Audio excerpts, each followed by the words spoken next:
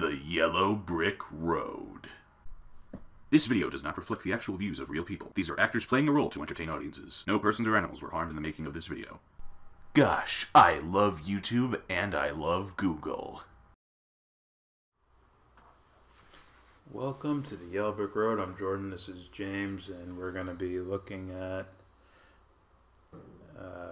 a fan request video from the Hunter of Hunters, Matt Hunter,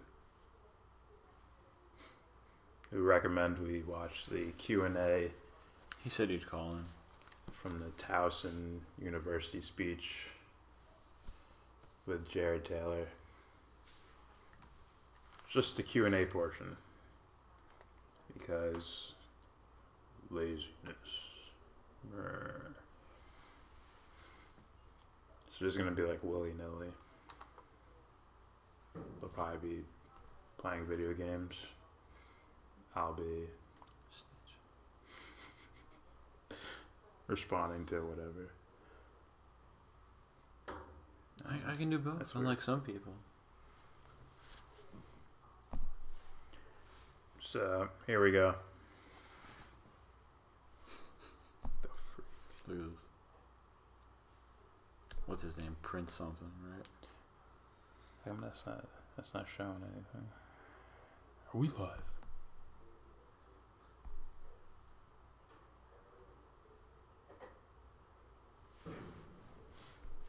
Oh, volume. Shh. So.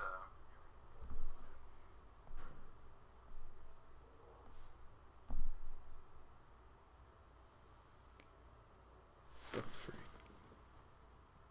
Oh, there you go.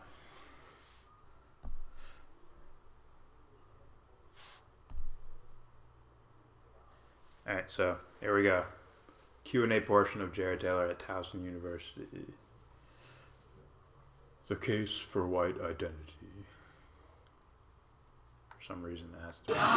If we can do this in an organized fashion, if people could just form a line in the center, I'll be holding the microphone and okay, let's back it up from the podium, everybody. Let's get organized.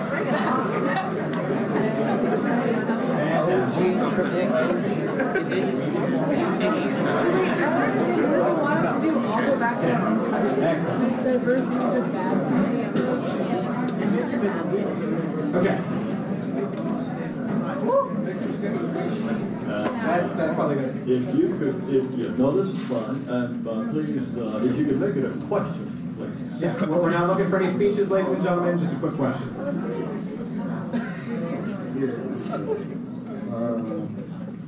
All right, my question for you is, the purpose for this white student union, what exactly is the purpose? Because from my understanding and from what you said, you're not speaking about the accomplishments of Caucasian Americans or the accomplishment of this race or sort of the progression of the white race.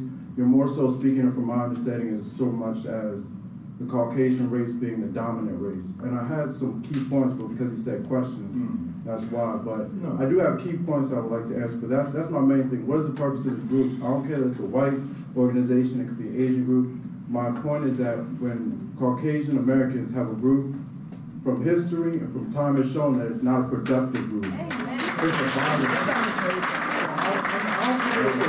My question is, what is the purpose of this group? What is going to be the discussions in the group? Well, I'm not going to be organizing this group. I'm saying that as a general matter, whites have clear interest that it behooves them to defend. Now, none of the interests that I talked about had anything whatsoever to do with dominating anybody. Not one of them. And it'll be ultimately Matt Heimbach who sets the tone for this group, but I can assure you that he has no interest whatsoever in wanting to dominate anybody or anything. Okay, but you say that will happen regardless, Jared. Correct? You say there's a genetic intelligence inferiority thing going on. So you're saying that they will just dominate. You won't advocate for it. It'll just happen naturally because of pizza or sandwiches or something. Next question. One more statement, where I can sort of not have a debate, but just have a.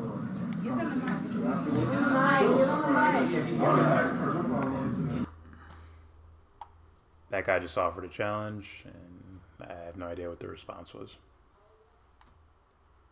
Hi, my name is Tiara Grant, and I'm speaking on behalf of Morgan State University. And I'm for graduating from Yale University. But my question to you is, what are the rates of, I guess, just interaction with other multicultures in Yale University? At Yale? Yeah. Well, I graduated in 1973, a long time ago. What the situation is now, I don't know, but it had groups very similar to the ones here in Towson.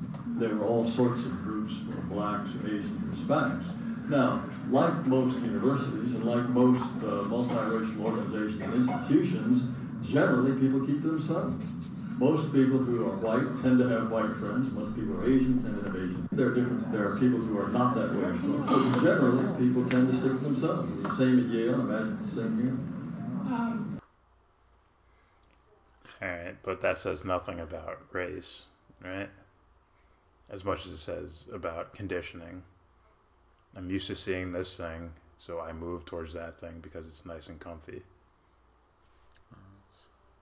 Seems common. If I grew up with hip-hop heads, I might look for hip-hop heads when I go to college.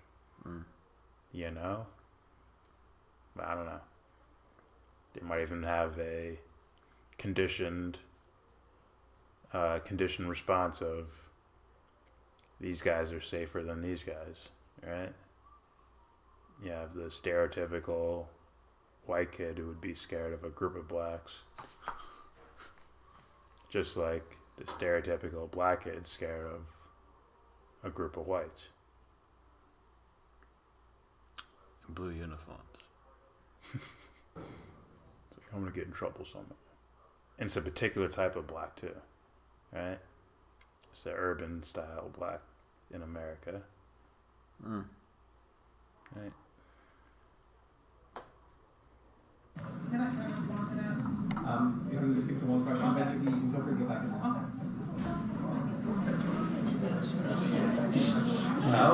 What is race? Because I think it would be interesting to note that when my family came here, we were not classified as white. Where did your family come from? Italy. You're always white. Well, You're always white. Europe is white people. I think when people talk as though, when people talk as though race is some sort of psychological construct or a sociological optical illusion, they only bring it up in this kind of context of delegitimizing any kind of white organization. No one, when black people want to organize and make a black group, nobody says, hey, you can't do that. There's no such thing as black. When Asians do that, no one says, no, there's no such thing as Asians. It's only when white people wish to organize. So, no, well, what's race anyway? Well, aside from that particular issue, everyone understands perfectly well what race is. Now, there may be some vague cases along the margins. Egyptians, I don't really consider them white, but the Census Bureau does. But the only time this notion of race being some sort of sociological optical illusion comes up is in an attempt to delegitimize any effort of whites to organize within their own views. You didn't answer the question, Jared. You just... Yeah, I didn't hear him answer. You just blankly... Nothing's playing. I didn't hear him answer it, though. He didn't answer the question. No. He just straight up defended himself, basically. And I think what the guy meant from the question was, well, I'm Italian. These guys are Irish. These guys are British. These guys are Eastern European, Russian, or something like that. It's like, which one of us is white? Yeah. And the same should go with all the other races too. Like, you're from Mexico, you're from Guatemala, whatever it's called, Guadalupe. I sound racist right now. Guadalupe? Just making up shit. Guatemala? Yeah, I said that already. Just making sure. Honduras, wherever. And black have Jamaican, African, Haitian, all this fucking shit. So I don't know why it would be just black, white, Hispanic, Asian. Black, white, Hispanic, Asian. It's like, what? There's a whole bunch of shit out there. And there's mixtures of things. But they don't count.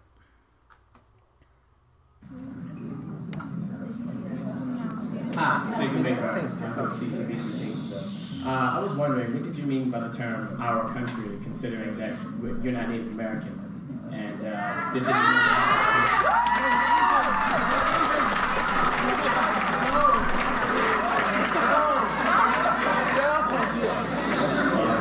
don't understand what you mean by my not being American. Is anyone in this room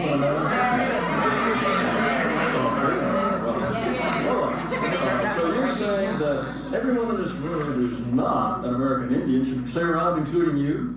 I'm saying that when they use terms to say ours, you have to recognize this country was never any of ours. And if we're going to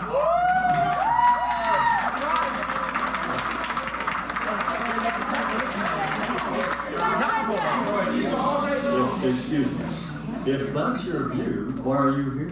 Why you should be the first to leave. If you believe that you have no legitimacy in this country, if you genuinely believe that, then you should go someplace else. Now, the whole question, I'm saying because a lot of people died and fought for me to want to stay here. Because I'm not leaving because my country did form on the foundation of blood. I'm staying to form it on the foundation of something else, freedom, life, and truth. Amen. Now,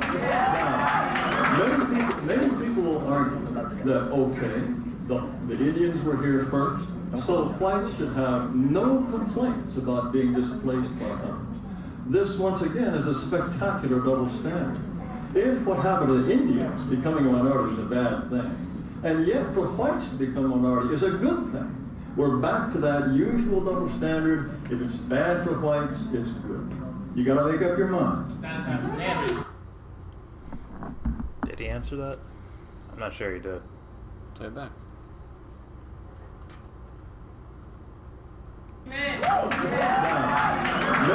Many people will argue that, okay, the Indians were here first, so whites should have no complaints about being displaced by others. This, once again, is a spectacular double standard. If what happened to the Indians, becoming a minority, is a bad thing, and yet for whites to become a minority is a good thing, we're back to that usual double standard. If it's bad for whites, it's good. You got to make up your mind.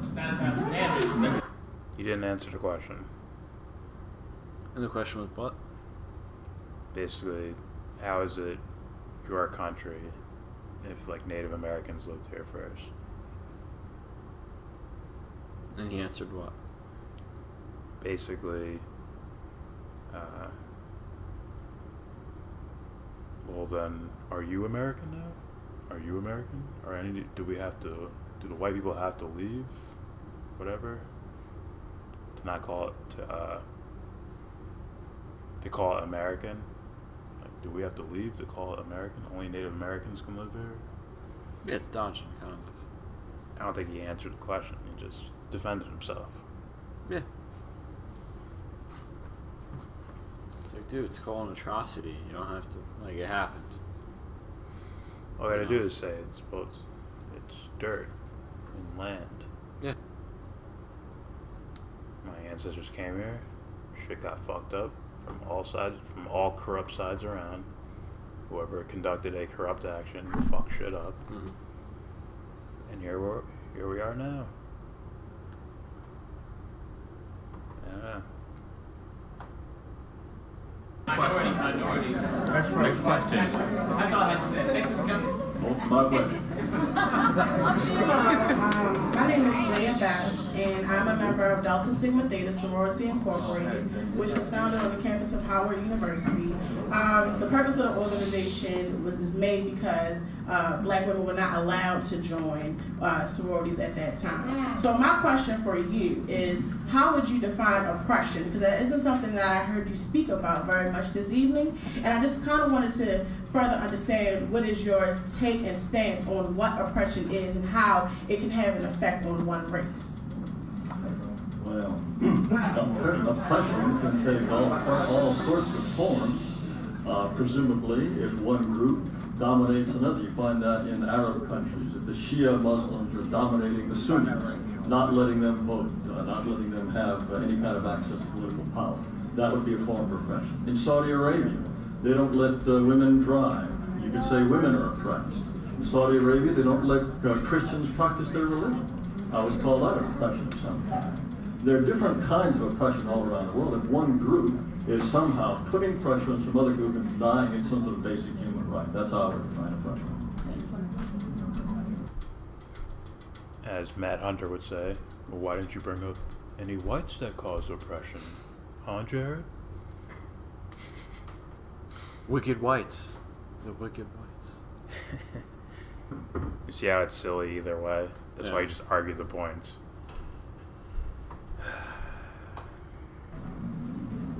Hi. My question is, you're saying that diversity is a negative thing, has a negative effect. So I just want to know, so do you believe that Towson should be an all-white school? Like, no. Do you believe in separate but equal? Because it seems like that's what you're saying. What I believe in is complete freedom of association. And if that means that blacks prefer to live and study and work with blacks, marry other blacks, God bless them.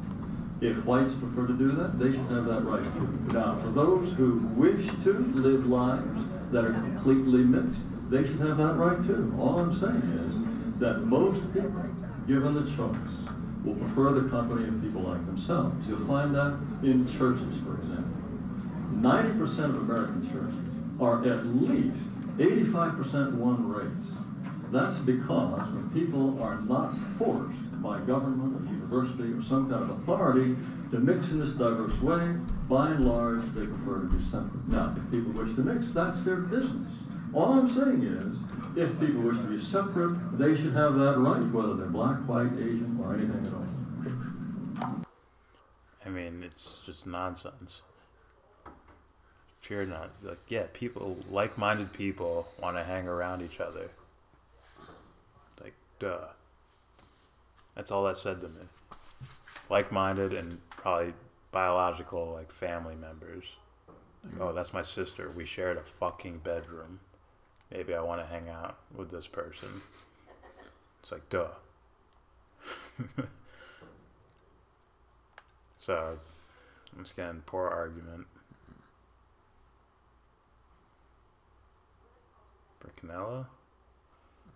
Canella's his nickname, so fucked up already. Don't give a fuck. It's Saul. You can figure it out yourself. Fucking Nazi. But yeah, Jeez.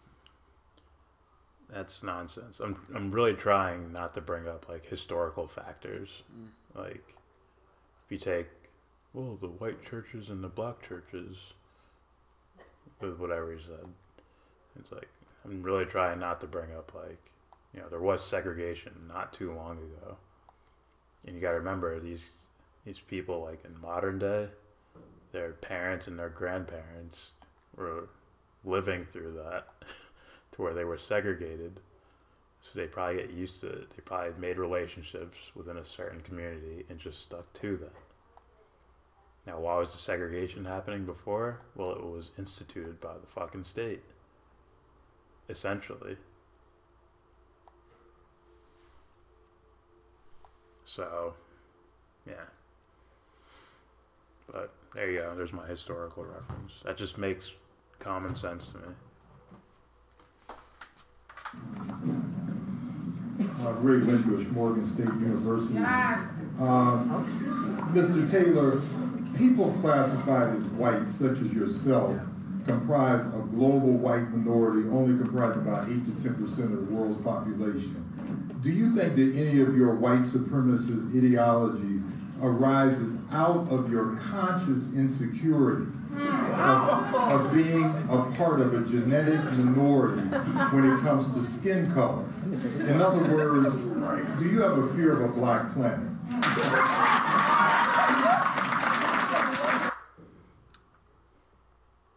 That was a I'm trying to hit you right now question. It's whack. It's a worthwhile question, but Jared should be asking himself that, not someone else. In my opinion, I think he should be asking himself that, not someone else. But he did say it in a way to insult him, which is whack. But the question itself, like, Jared, you should ask yourself that. But no one wants to examine themselves. Too busy. You don't have time. Jobs you have to work, and people are just busy. They can't stop and try to fix things. They have to keep pushing forward because of the free market. What? Whatever. Let's hear Jared's response to the seemed like an insult. First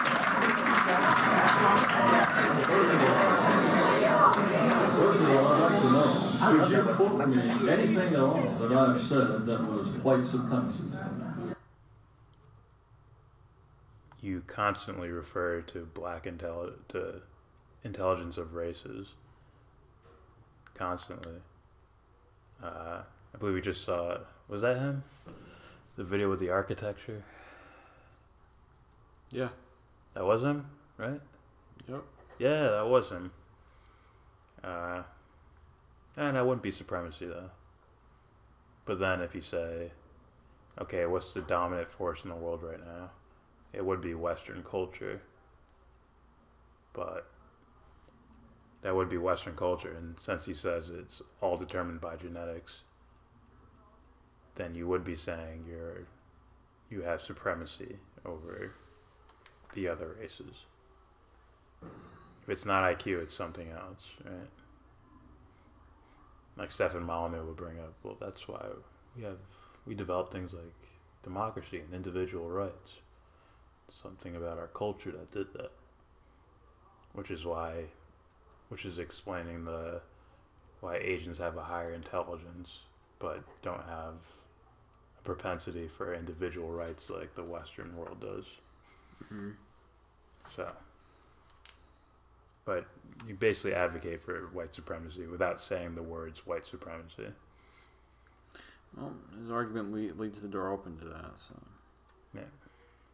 And Nazism, like. No, let him speak to it. What have I said this evening? One thing that strikes you as white supremacy. Well, you know, the previous speaker said about our country. This country belongs to Native Americans. My ancestors weren't allowed, but we were taken by your ancestors. Wait. What did I say? What did I just say? You mean for me to say our country is white supremacy? It is not your country. It belongs to Native Americans. I was taken here by my ancestors. Your ancestors brought us here. This is not, it belongs to Native Americans. It doesn't belong to anybody. It doesn't belong to anybody. It belongs to no one. This land, this dirt is mine now. That is make-believeness. That's creating something out of thin air. Is when you start assigning patches of dirt to people. It's yours now. It's like, what? So you live forever, man? You'll always be here? Or do you die off and the earth actually eats you? Which way is it? It's the egotistical thinking. African Americans have recognized that for many, many years. But then that's why I want to know, why do they stay? If you insist it belongs to the Indians, why do they stay? Look, first of all, the whole idea of white supremacy, there is nothing that I've said that indicates any kind of desire to dominate anybody else. White supremacy, I didn't think that was what white supremacy meant. About dominating other people? No, you're just saying you're better. Oh, it's a belief. Yeah, it's a white supremacy is somewhat of like. That's what the words mean, right? Supremacy. That doesn't mean the supremacists. Yeah, that doesn't mean I'm dominating. Yeah, it doesn't mean I'm actively dominating you. It just means I'm better. That's why they call them a racist. They believe that one race is superior to another. But I guess the guy asking the question won't answer that, or won't say that. So you two guys, you're soulmates. You don't even know it. You should be the ones speaking with each other on a regular basis. Oh, those two. You'll constantly hold each other's arguments up in the air. It's beautiful. Has any meaning at all, presumably means that whites wish to rule over others. I have absolutely no desire to do that. I don't think that's what that means. I think it means if we isolated blacks and isolated whites, blacks will self-destruct and destroy each other, whites will stand at the top of the mountain and blah, blah, blah, make buildings and iPods and stuff. As I said before, I believe in freedom of association. Basically, I think white nations should be left alone. That's all I'm saying. Just left alone. That has nothing whatsoever to do with any kind of supremacy. Yeah, I just think that one of the problems I have with white supremacists like yourself is that you have an absence of a knowledge of history. You clearly don't understand how history works, rather with regard to white supremacy. What I must say to you is, if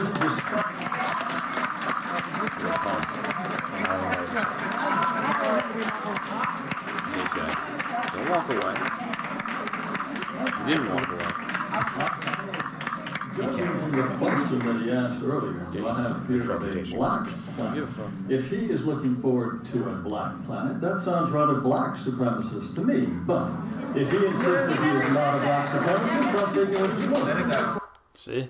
Now he has the definition, right? Now he has the supremacist definition down, right? So he's saying, you're saying the same thing, man. Like I said, they're soulmates. Don't even know it. They should be like fucking Professor X and what's the other guy? Magneto. Eric. They should just be sitting at a fucking chess table playing Charles? each other. Charles? Sit at a chess table and play each other for eternity. Someone will crack at some point. But it seems to me to have explained over and over that not by any stretch of the imagination white supremacists, and then insist otherwise, I don't know how you have a conversation. Let's go on to the next question. My name is Dr. Bell. I'm a social activist. I speak up for injustice of any kind. Then you should be speaking up for whites. I didn't hear that. That's more appropriate. Yeah, why not? No, he doesn't look like that. His biceps do. So? Oh, I thought you could adjust biceps. No, you can't. Alright, never mind then. Sit down. My name is Michael Bell. I'm a social activist. I speak up for injustice of any kind. Then you should be speaking up for whites.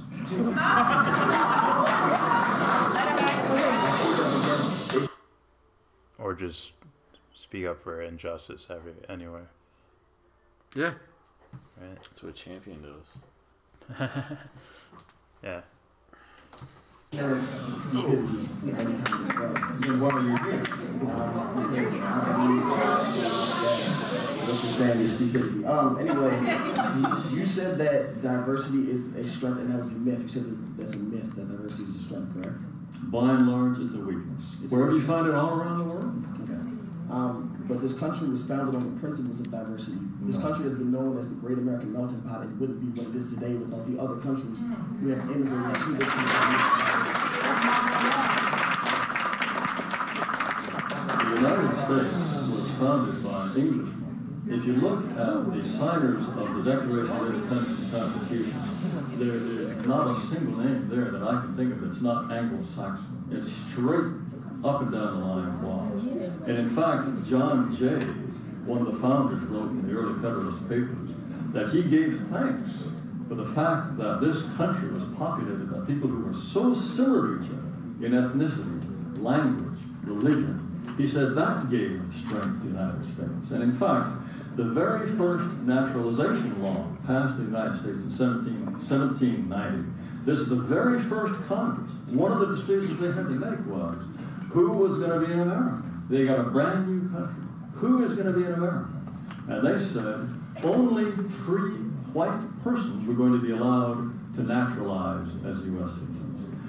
Until 1965, the United States had an immigration policy that was designed to keep the country majority white. So it is only very, very recently that people have started this crazy notion that diversity is somehow a strength, whereas, as I say, wherever you look, wherever you find people who are diverse in race, language, religion, whatever it is, when you ever find diverse people trying to live together, you have conflict. And that is part of human nature, and that is why diversity is a source of tension and conflict, not strength. All right, several problems there. Once again, he had to fall back. If someone broke him down logically, he'd eventually fall back to the human nature thing, which he has no fucking clue about. Also, the shit. What was it? Fuck. What did he say?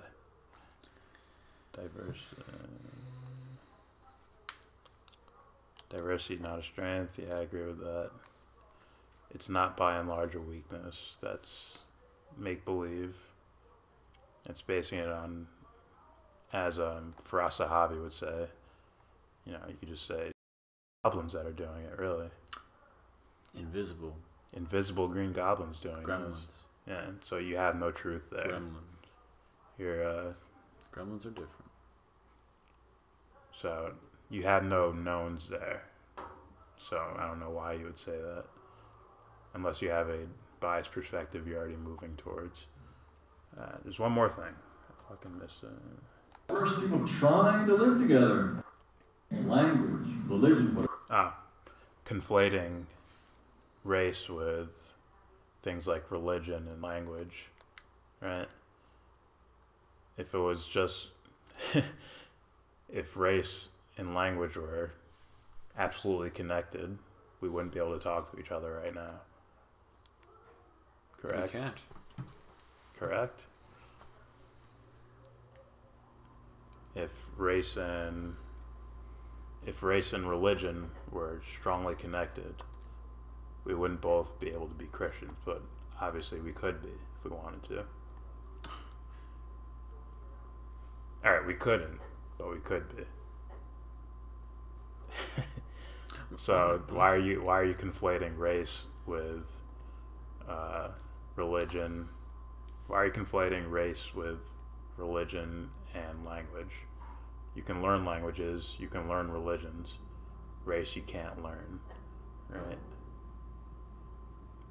So you can't learn it, yeah. Since you can't learn it, well, what is culture? Is culture a race or is it customs? Oh, you can learn customs. It's a race against time.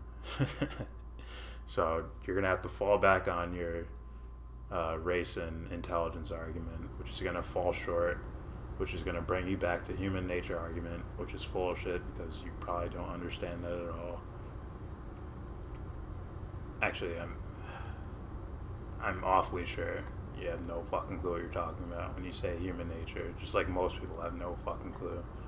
They just assume bad things happen. Oh, it's just human nature. That's why it's done. They have no choice. It's human nature. Thus, let's not prosecute murder because there is no free will. We all do what we do based on genetics and human nature. So there's no reason to prosecute murder. That's right. Just like I expect you to steal all the money I have in this house. What does he say? Matt Hunter says, saying, quote, he has no clue about is not an argument. There's only one way to find out. You put his name in all capitals. Just saying, it's a pet peeve of mine. Anyways. Maybe if you fucking help me with whatever the fuck his tendencies are, then I'll change it. Oh, you couldn't just look his name up and spell it? You needed help with that? You put his name in all capitals. So maybe if you help me, I'll change it. Just lowercase them. Leave the first letter capitalized and lowercase the rest. I need help with that. I just don't give a fuck. Anyways, if Jared Taylor wanted to join us, I'd show him his lack of understanding in human nature. Actually, I'd like to do that privately, without an audience, without a camera. Just sit him down and talk to him. Like, okay, let's investigate what you're made of, Jared. I like witnessing skin cells and I like witnessing the growth of someone's ideas. Well, is it skin cells and because it has to be existential, so I have to ask existential questions. Existential questions you might not want to put out there in a public space. Warn him. And I'd have to explain certain things with my own experience. Okay. Here's how I learned that. Okay, this is my ego, and this is my subconscious or my super ego, or this was my journey through the shadow. But I think that's perfectly fine to have out there. Like, that's just me personally. Well, they're never gonna. Well, they could be out there, but it'd have to come from him. And honestly, if I sat him down, I doubt he'd talk to me about it. Is this you getting revenge right now? No, I just wanted to see if I got it right. Yeah. Probably not. I don't know him, you know. I don't know either. Better idea than I do, fucker. Whatever. You ever find diverse people trying to live together? You have conflict. And that is part of human nature. Oh, if it's forced, then maybe if you look at it scientifically, since you try to use science for everything else, if it's forced, it's not really a authentic experience, correct? Does that make sense? Yeah, something that's forced is basically inauthentic. Yeah, it won't work scientifically. It's like a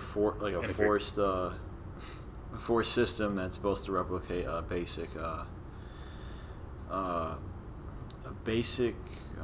laws. You know, like morals, like don't steal, don't kill. Like we're following the law because it's the law, not because we believe in it. Just like if someone follows some sort of religion, it's like, well, it's the rules. Yeah. Do you actually believe in that? Or are you just following it because it is? That's some of it inauthentic, you know. And it doesn't work scientifically, which is where he claims to get his understandings from, right? He uses genetics and race, and he uses human nature and things like that. Well, scientists can't put a petri dish there, put 2 cells in there and say, these cells are gonna form into one cell. It's like, oh really? You discovered that? Let's see it. And you see him going there with a fucking scalpel and cut them apart and mash them together and say, see, it happened, look. Like, that's not very scientific. You forced that shit, man. Well, it's like cookie cutting in a way, you know? Yeah. That wasn't a real experiment. It's like this. Watch how the black man will get... I don't want to mock him. Well, it's literally like by chance in a way, like making something like, you know, like I don't want to say that. Yeah. Never mind. I agree with what you said. And that is why diversity is a source of tension and conflict, not unity.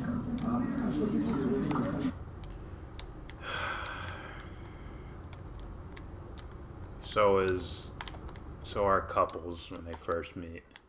There's tension and conflict immediately. It's like, not if you have a power move. Who the fuck is this person? What's going on here? How do I break their shield to find out who this person is? Or I'm just trying to get laid and I don't care about your shield at all. There's levels to it, you know. But yeah, that's how people get to know each other in the first place. Complete strangers.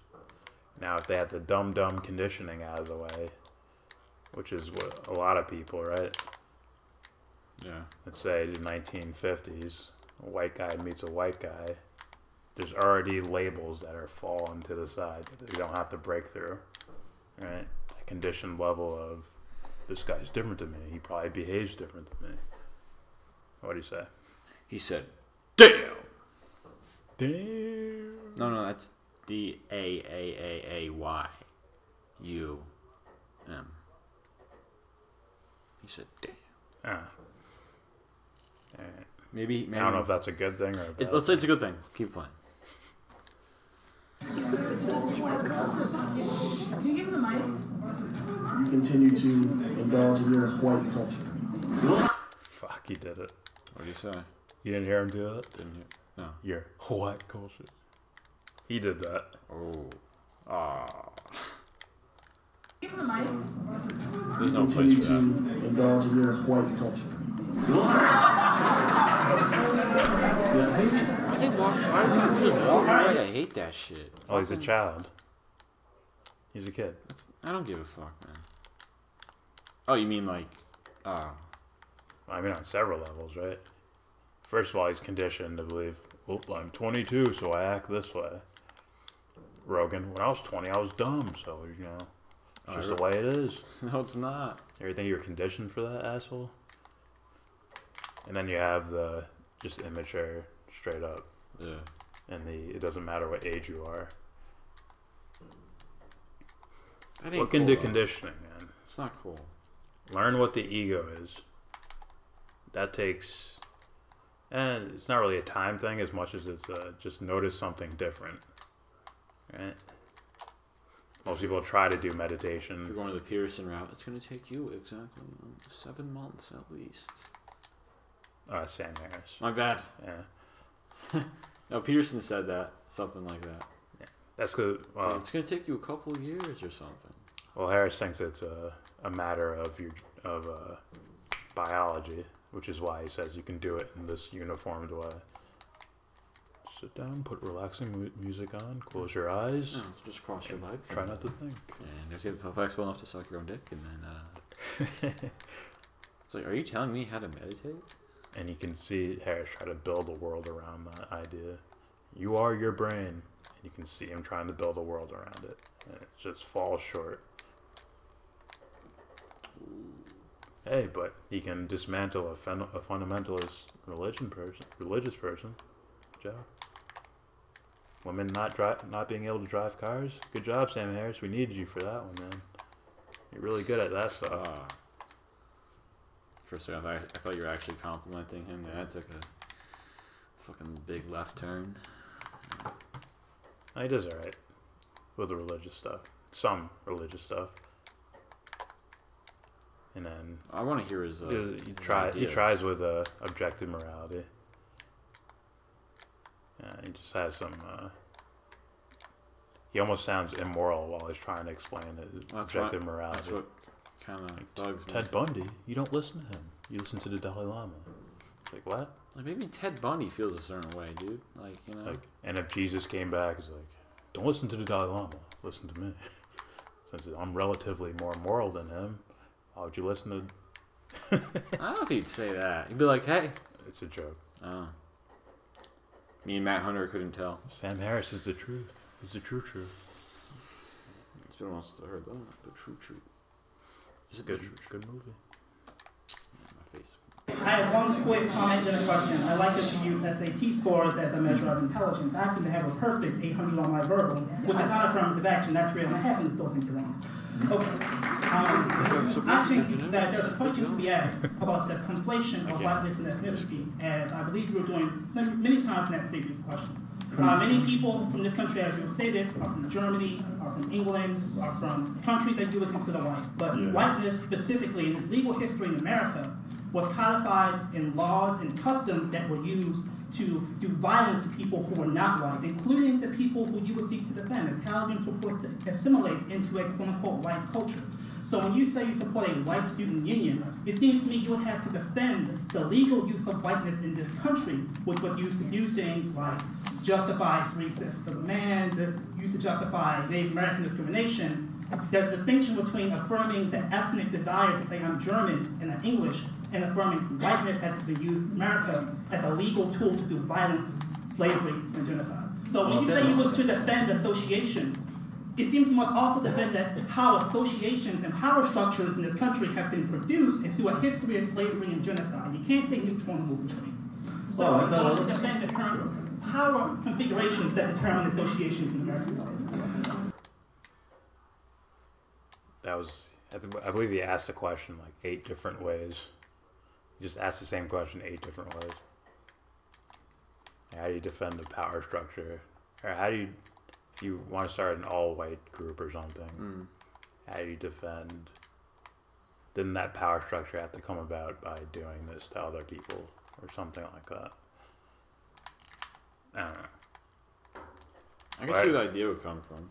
What I really wanted to hear was, well, how do you define intelligence, Jared? In your words. Maybe we'll catch him in the next university tour. Like, hey, we're the channel you denied. We enrolled here. Anyway. Now, I find this very interesting. You've brought up this 3/5 of a man. You talked about slavery. Did you know that there's a Saudi student union? Now, Saudi Arabia, as I said before, women don't have any rights there. Saudi Arabia is a dictatorship. There's no democracy there. Saudi Arabia, people who are not Muslims can't practice their religion. Saudi Arabia, I don't know what they do with homosexuals. They hang them, they behead them. There are lots of things wrong with Saudi Arabia today. Now, you are in effect saying that Matt Hambach can't have a student union because of slavery. And that was over 150 years ago. Were you here when the Saudi Arabian students got together? Did you drag them over the coals and say, hold on, no, let me finish. Were you here when the Saudi Arabians wanted to organize and say, you answer for this that you're doing today? I'm sure you did not. But you are here asking him to say, because of slavery that happened 150 years ago, you as a white man have no right to organize. Now, I have a hard time taking that seriously. You didn't answer the question. How many times did this guy not answer the question? A good amount of time. Unless it was like a... I understand there's an idea with, I'm going to answer your question with a question here. You know? But I mean, is this like... This is like... Is this a consistent thing? Well, it's not a... I'm okay with answering that way, but it's not really an intellectual, quote-unquote, stereotypical intellectual response. Gotcha. Right? The intellectual response would take ideas as they are and go with that. Rather than, which seems like in sort of throwing in your own bias with your answer. Throwing in your own bias with your answer. So,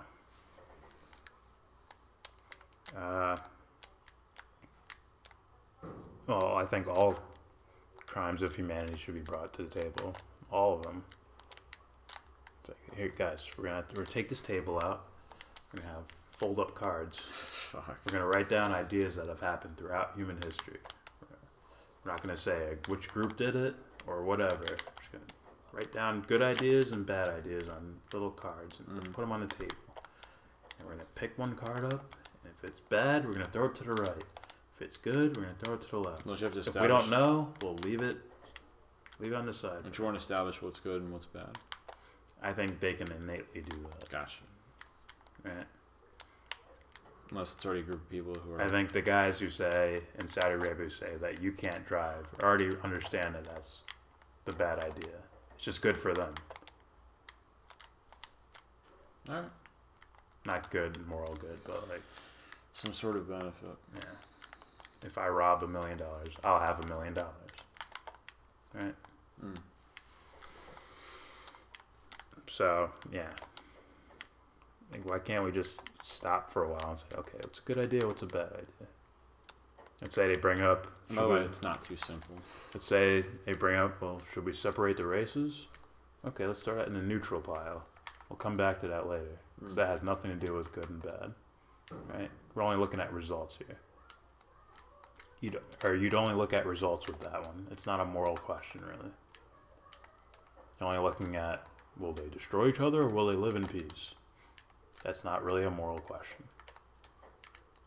Moral question would be, do you kill another race or not? It's like, okay, that's a bad idea. You see what I'm saying there? Yeah, I do. I just want to hear like one question like kind of set up another. Yeah. It's like, here, I'm going to ask you what you believe, what you think intelligence consists of. Or Don't is. even go there. I wouldn't even go there. I just say, well, what is intelligence? It's like, is it a physical thing? Don't you say how it sets up other things? Yeah. But that's why you start with the simple one first. That is simple. What do you think intelligence is? What do you think it consists of? Yeah. All right. Maybe. You just said it like literally on the surface, way more simple. Yeah. It consists? I don't know what that means. What do you think it is? What is it to you? Yeah. You think it's these studies? This singular way of measuring intelligence? And or is there a wide variety of it? And you get a Stefan Molyneux response, where it's like, well, like, Stefan, do we have any physical, like, indications of intelligence? He doesn't say the brain at all. Okay. That wasn't his answer. His answer was, yeah, you get an A. Oh. It's like, dude. That's saying it without saying it. Hey, that doesn't say shit at all. You get an A. Someone judges me. That does not say shit at all. Like this, right? If I say, name me these continents over here, and someone writes, they write the correct thing, and some of the kids are like, I don't know, but it's probably, it's like, no, actually, don't write, I don't know. They put whatever you want it to be. I'd be like, oh, come here, son. That was pretty good. That's pretty good. Well, yeah. It's like, also, whose intelligence are we leaning towards, right? Like, why do I need to know fucking Abraham Lincoln's favorite color? Right? What are we testing for? It's like, oh, we're testing for, can you memorize something and repeat it back to me? I'd say, like, from what I remember, as far as education, it's a lot of, like, memory. Now repeat it back to me. All right. It's like 2 months, like 2.5 months of that. And then we'll do it again. But remember, we're not going to do it again until 6 months later. And then, we'll have to memorize it all. It's like, are you teaching this, or are you... It starts with memory, then it moves to application in memory. As in, you got to remember how something works, but then you have to apply it to something. And then that's where the question arrives. Right? What is the creative part? What is creativity? Right. You got a problem, Matt? He's speechless. Oh. Yeah, wait, he says ... And then 2 + 2, right? Okay, I can memorize 2 + 2, but how's it applied in the world? Right? How is that applied in the world? Now, someone can have a lack of memory to understand 2 + 2, but they can have the creativity to understand 2 + 2.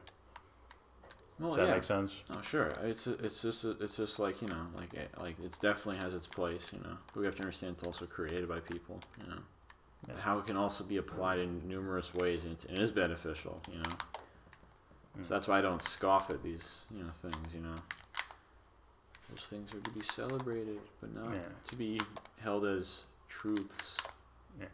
So, you guys would essentially be saying that intelligence is creativity. It's like, okay. But why do we have to only be creative with math and English? Yeah, it's a singular. It's like intelligence is creativity, and yet we're going to be singular with it. Like, how does that make sense?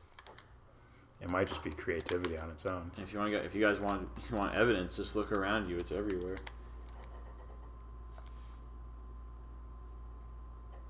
Damn, that's a lot of spadooshes. FAQ. Frequently asked question. This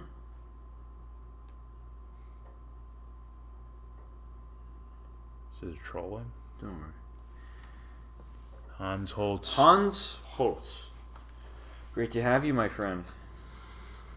Oh, freak.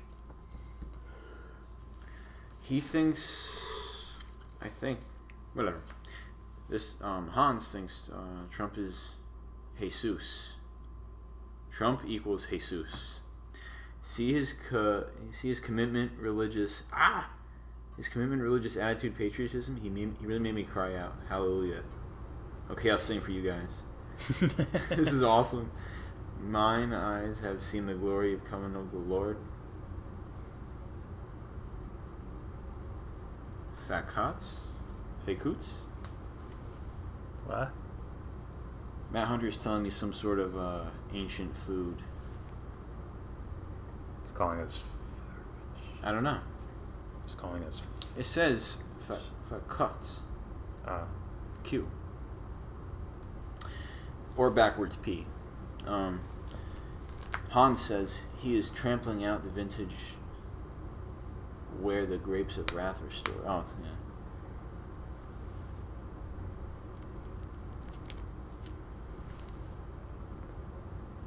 Matt Hunter, I'm gonna take my time. Yeah, turn on your fandom of Jared Taylor. There's much more sophisticated ideas out there that you can invest in. Like Michael Tessarian, he talks about race, and he actually adds like soul and spirit to it, to the idea of race. Because he talks to us in all caps, that means he's serious. I was conditioned. I don't know. I thought what I said was interesting, or the idea of it is interesting. I did, yeah. Maybe we should all just bow down and listen whenever he speaks. You need 10,000 subscribers to be interesting. Hans Holtz, it's greatly appreciated that you joined us. Yes, we love you. You should call him Double H. Double H. Burn. Time to play the game. -1H. Time to play the Holtz. I'm gonna sing for you, bitches. He said that he's gonna sing for us. We'll call him. It was a lie. Oh. We'll call him Tay Game. Tay Game. There's an H missing. Ah, that's it. Tay Game. All right. Play Tay Game. Trying to play. Yeah, it's a specific question. Sir, I believe you have not answered my argument. Excuse me? My argument was that the specific use of whiteness in this country was codified in laws specifically to allocate resources to people who got those resources through violence. Capture Black Africans and Native Americans. So why don't you celebrate a white history as opposed to the English history or the German history? Why specific the color of whiteness, which is a tool for violence, only in this country as opposed to your supposed love of the English German ethnicity? Don't clap for that. What did he say? I didn't really hear him. He's like, it says something like whiteness is a symbol of oppression or some shit like that, or violence. No, he's being silly. He just learned a bunch of words and he's spilling them out without any, See, he can use all the fancy words he wants, but still sounds unintelligent. And the funny thing is, he told me his score before he started talking. It's like, I'm not liking where this is going, dude. Yeah. You're playing his game. Or a game in which people play. That just shows me back and forth. That just shows me either you're systematically intelligent or you're just very emotional right now and you lost all the argumentative skills. Hey, you can be emotional. Or you just read something and memorized it and spilled it back out. There's a time and place to be frustrated. Yeah.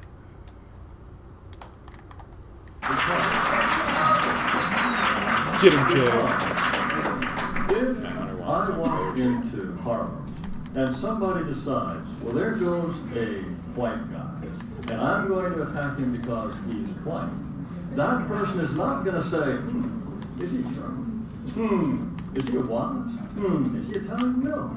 The crucial aspect of what defines you in this country is not your ethnicity, the things that every other group, a Hispanic or white or a black or Asian, looks at is race. That is the crucial definition. If there's a race riot, and the Hispanics decide to beat up the whites, so they can say, well, we're just going to beat up only the Italian Americans. No. The crucial dividing line is race, and that's why it is the obvious line of what's going on. So you would. Yeah, but it's dumb. Would you agree that that's dumb? So then, why would you buy into a dumb argument? Why would you roll with that too? I don't get that. You guys want to talk poetry? I thought you said something else. Is that a question, or is that more of like a, you know what I mean? Like a question or like a... You're the guy bringing up the fucking judge videos and shit. Yeah. Whatever. I don't mind. Yeah, I don't mind either. Plus, there's actually a real basis for this. Only the exclusive understand. It's like whips out his iPod. Hovey, baby. The leaders of the blah, blah, blah, blah don't know if you're ready yet, Matt. You need to prove yourself. What do they call an angel? The what? The higher what? The powers that be. Powers that be. That's it. Says they created the racial divisions and maintained the racial divisions to use the term whiteness as opposed to deconstruct it. So just use visual language. I can't hear the guys. The racial divisions exist, whatever we say about them. Race is a biological fact, and pretend otherwise is simply Stop fucking clapping. Christ, I hate when people do that. I hate that argument. What do you say? Like, race is... It's not a sociological construct. It's a biological thing. It's like, sure, we look different. Congratulations. Our limbs might grow a little different. On average, not even as a truth. Matt Hunter, oh, you ready for what? I thought you just wanted us to finish the video. I'm lost here. I don't mind after. I don't mind. And my question is a two-part question. The first one I wanted to know, do you define diversity as a race or a cultural issue? Well, that's a good question. Diversity theoretically has a lot of different elements. As I said in my prepared remarks, language, religion, all of these things, ethnicity, all of these things, sexual orientation, for example, is diversity. All that goes into diversity. But let's imagine a university here in the United States in which all of the students come from 10 different European countries. 10% are from France, 10% from Italy, 10% from Germany. It would really be a diverse university. But if they were all white, people would say, no, that's not diverse. Because there has to be racial diversity in order for it to be considered genuine diversity. That is the most important ingredient in most people's standards for diversity. I think that's absolutely bullshit. You say? He's saying... Forgive me, I'm about to knock him out. You took like 10% from each, whatever, European country, put them on a campus or something, and they'd say, it says something to the effect of, like, oh, it would be considered diverse, but not really. They'd get a blanket term of white. I'll let him just fucking say it again, because... We need better mics. University here in the United States, in which all of the students come from 10 different European countries. 10% are from France, 10% from Italy, 10% from Germany. It would really be a diverse university. But if they were all white, people would say, no, that's not diverse. Because there has to be racial diversity in order for it to be considered genuine diversity. That doesn't mean anything. Like, people would say, what is that? Like, well, you're speaking for people now. You have to, you have to consider, is there such thing as conditioning, Jared Taylor? Or is it purely genetic? Does conditioning ever jump into the equation at all? Right? He never references it? Can I get a child to slap his butt every time he sneezes? Slap his own ass after he sneezes? Can I culturally get him to do that? Hey, this is what we do here. Achoo. I'm a rebel. Slaps his dick. Like, can we get that to happen? I bet you could. I'm sure he'd be able to hold it up for a long period of time, too. Until they were like, what the fuck is this? What does that have to do with anything? It's like, you're bless you. Then you tie it to God or something like that. You might hang on to him a little longer. That's called conditioning. How come that's never brought up in these discussions at all? Because conditioning goes down the realm of what? Psychology. Fuck, we might have to study our own egos. Don't want to do that. I would say some people want to avoid that. Don't want to study our psychology. We might find something there that points out, fuck, I've been living life like this the whole time. And then the dark stuff happens. Continuing. That is the most important ingredient in most people's standards for diversity. I think that if you're talking about diversity, that's in effect an artificial standard, but that's the way it works. So that a university of the kind that I'm describing, I think that if you're interested in the merits and the fascination of diversity, you'd have a fascinatingly diverse university of that kind. But if it were all white, no, that's not diverse. That's not good enough. So what about when they didn't have the science to back up this argument of race and diversity? They're biologically different, which means they're going to behave different because of their brains and shit like that. Like, when did these studies come around? When were they sure about this? Sure about it, or when did they? I think he constantly brings up the bell curve and things like that. Well, isn't it weird how or were they guessing the whole time? Like, where does the morality come in for this argument that it's the right thing to do to not have diversity? Okay. Was it just we just looked and that was it? It's like, no, that's not very scientific of you. Who's behind the bell curve, or at least popularized it? Charles Murray. Okay, and what do you say about another guy? And what do you say about individuals? Oh, you have to judge him on an individual basis. Everybody. Well, there you go. It's really odd to me how if someone brings up, if he does bring up the bell curve, I'm surprised. Well, you look at IQ, right? They're not saying. They say the average IQ for blacks in America is 85, right?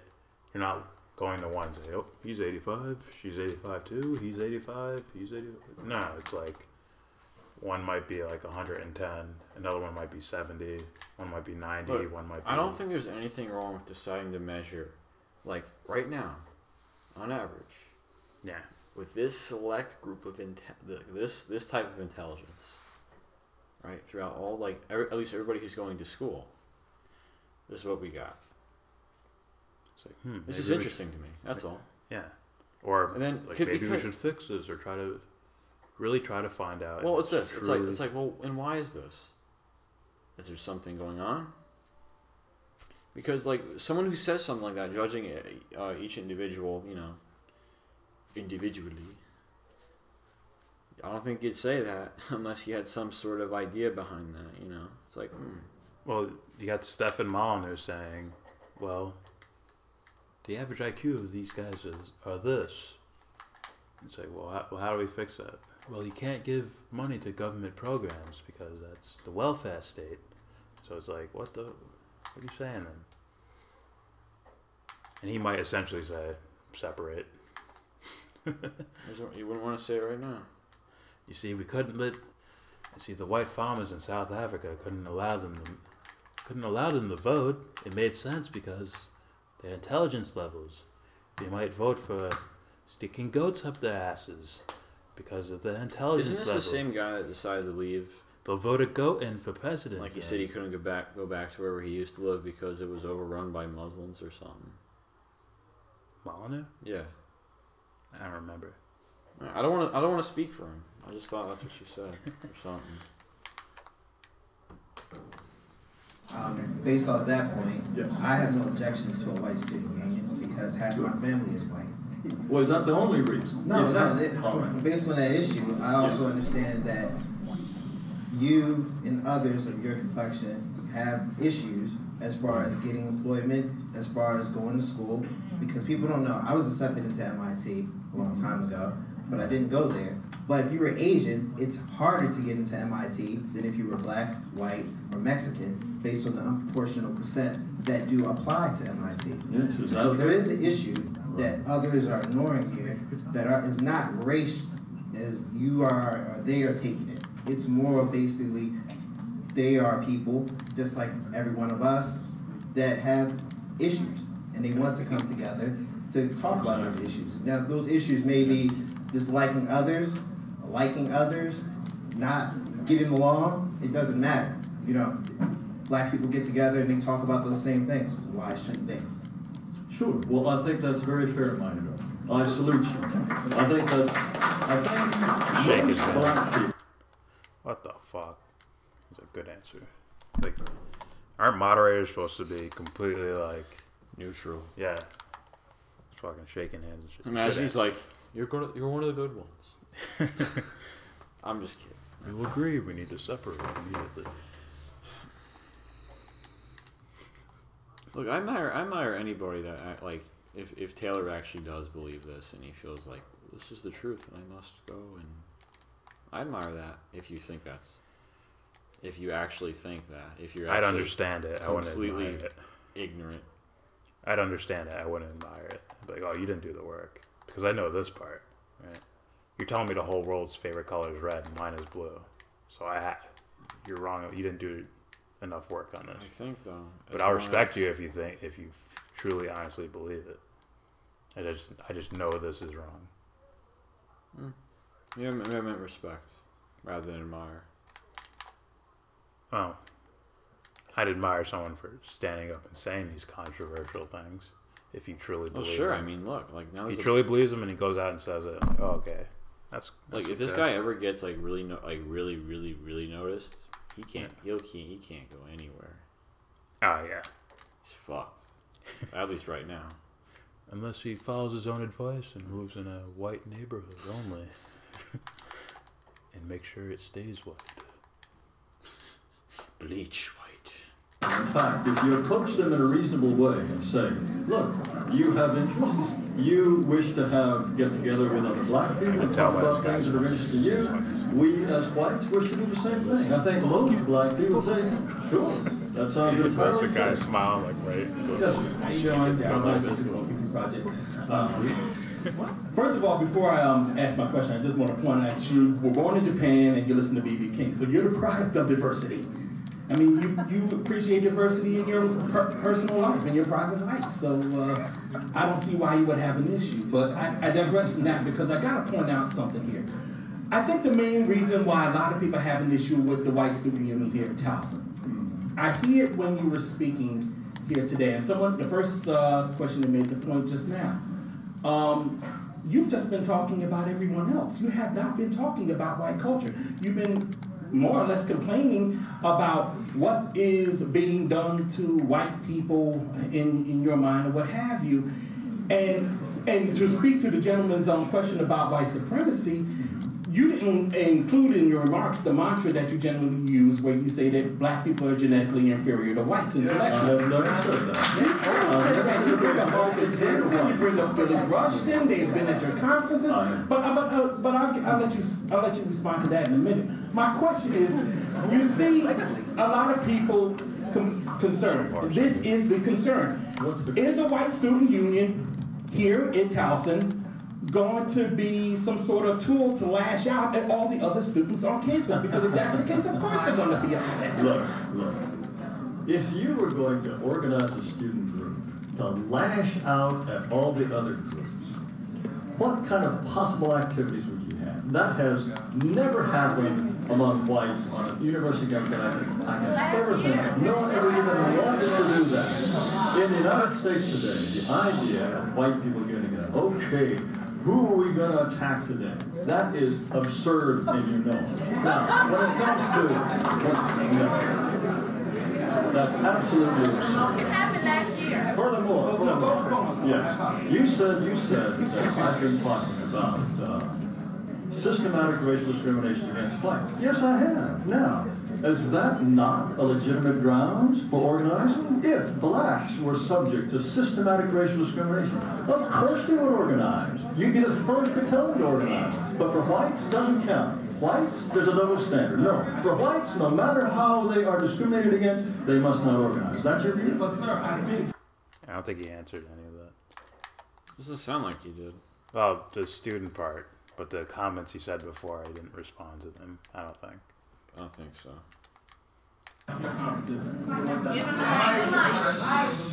I've been to your conferences. I've seen people there, yeah, the ones that didn't shut down. The conferences included a lot of people, including David Duke, who I met there, that do not share a view that where you say whites should be left alone, everyone else should not be. They talk about white supremacy. I mean, Duke was a member of the Klan.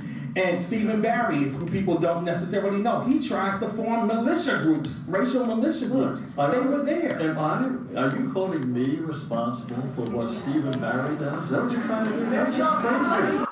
He's not, once again, not responding, in my opinion, legitimately. It's not like he's just playing self-defense.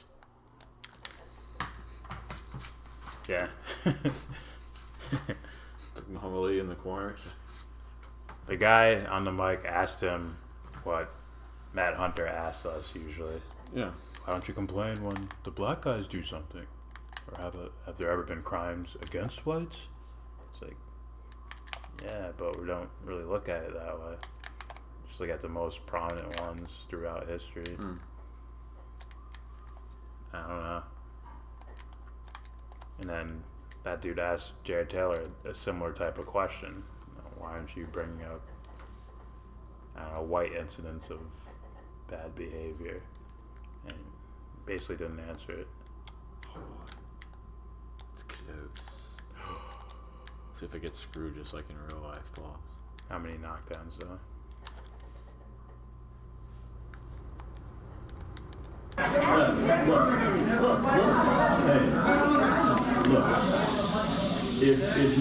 If you attended one of my conferences, that means they're open to the public, aren't they? That means that I cannot be held responsible for your views, or for Stephen Barry's views, or for anybody's views who comes to a conference open to the public. David Duke has never been on the podium. Yes. Mr. Taylor, thank you for coming. Can you name one thing that motivated you to get into this activism? One thing. Fairness. Fairness. That's the main thing. Yeah. It's like they hold up each other too. That's why I was like, those two guys, you'd be perfect for each other. Sit in rooms, play chess, and argue with each other. You hold up each other's arguments. None of you step back and just say, well, what's it all about? Well, it's like the brawler and the brawler versus the counterpuncher and the brawler. And if the counterpuncher is good enough, it's like, you can't fucking touch me. You know? Yeah. And there's the ever imposing question, which could be the unstoppable force meets a movable object, you know, which is, hey, you can't run away from yourself forever. What about this? It's like, like, you can block all you want, it's still gonna go through. It's like a head kick that someone throws and someone goes like this, but it's too fast and powerful. It doesn't matter if your hand's there. Boom. Yeah, I mean, I don't know. It seems like a self-fulfilling type prophecy type of thing. Well, it just seems like he's not really answering with the questions, you know? And I keep hearing you say it. Well, he's not really answering that here. Which makes you think, could he? Like, if someone was there, like, excuse me, like, you didn't answer my question. Well, what I would need to conduct some sort of conversation with Jared Taylor, I'd need as many questions as I can ask. It can't just be like one question. Okay, next guy grabs a mic. Oh yeah. I need like a full thing. Well, if I was then there, I'll just like, listen to him break himself down. Like, what do you have left, Jared? If I felt I had the appropriate questions, I'd be like, guys, just let me ask him. Yeah. And if he gets me on any of these things, then you guys go. You imagine, like, say something, or ask a question, put the mic down, walk 2 steps, turn back around. Okay, next question. Up next on mine. Now you gotta do the Michael Jackson spin.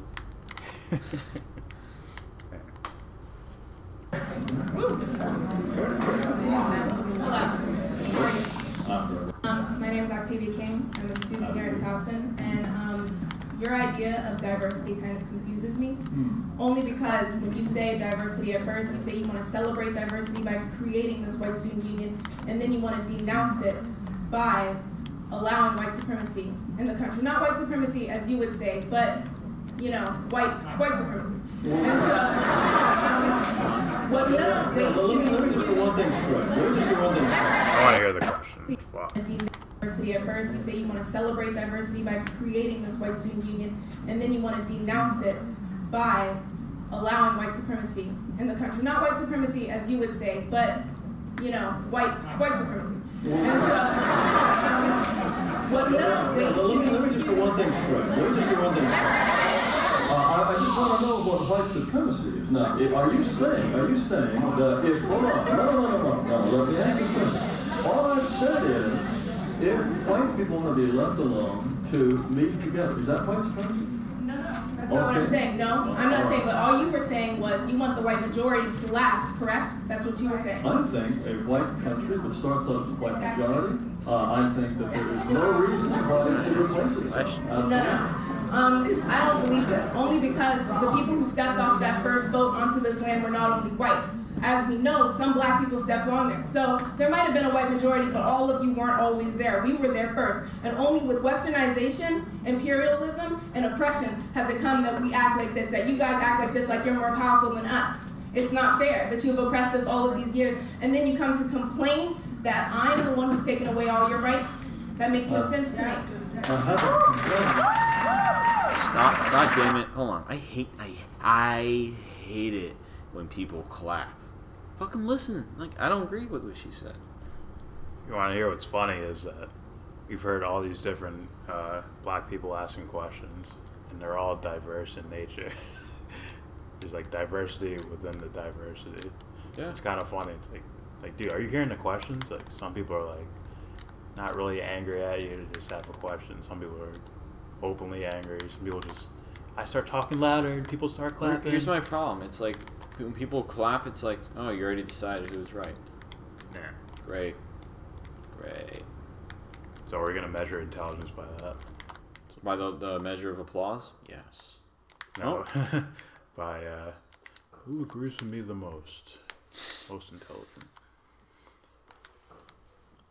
It's like, Oh, again. I wonder if that's how intelligence came about in the first place.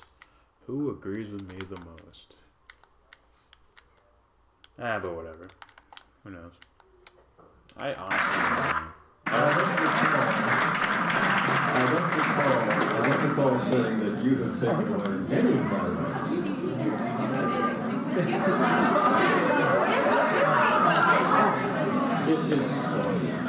In any case, no, the whole business, well, what if Nigeria is a black African country.